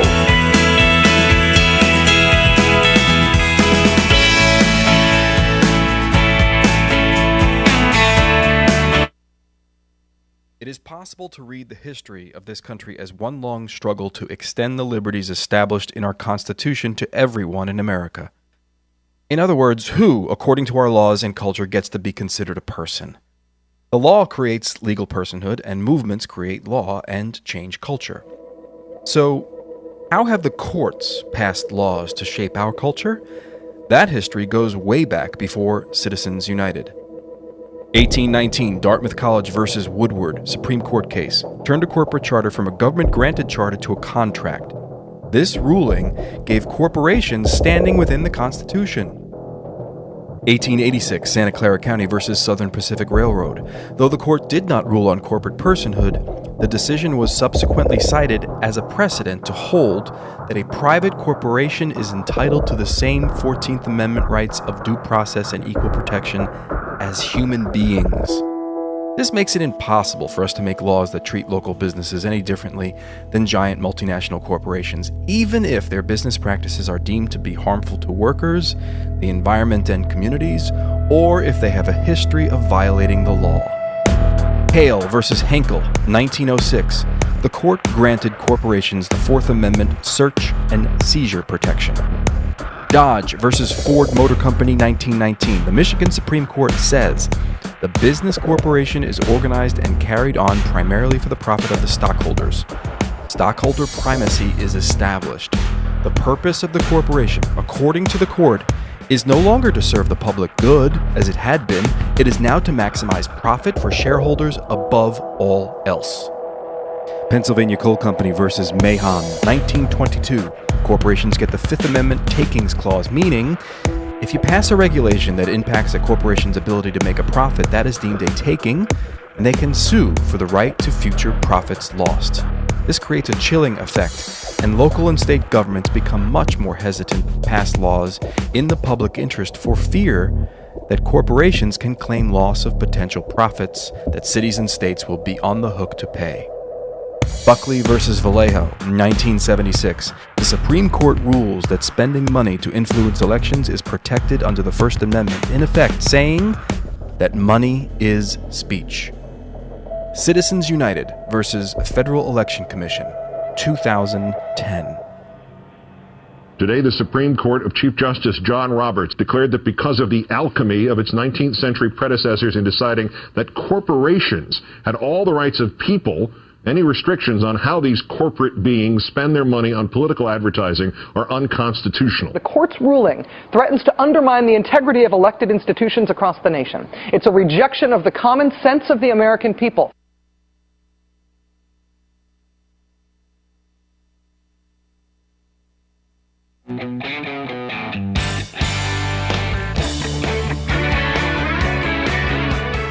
The Parting Shot with Bill Press. This is the Bill Press Show. Okay, folks, this is no April Fool's joke. Obamacare is a roaring success. Yep, after all the problems with the launch of healthcare.gov last October, nobody thought they'd come back from the brink, but they did. Ended up with record enrollments. We don't know the exact number yet, but almost 7 million people, probably more than 7 million people, will have enrolled by yesterday's deadline, which is 1 million more than the Congressional Budget Office predicted would sign up. Of course, there were some glitches at the end, just like there were glitches at the beginning. But the big news is that 7 million Americans who could never afford health insurance before, could never have access to it, have it today thanks to Obamacare. And those people who didn't yet complete their application will still be accepted as long as they'll have all the time they need to get it done. So again, no April Fool's joke. Obamacare is a roaring success. Have a great Tuesday, April Fool's Day. Watch out, and we'll see you right back here again tomorrow morning. This is the Bill Press Show.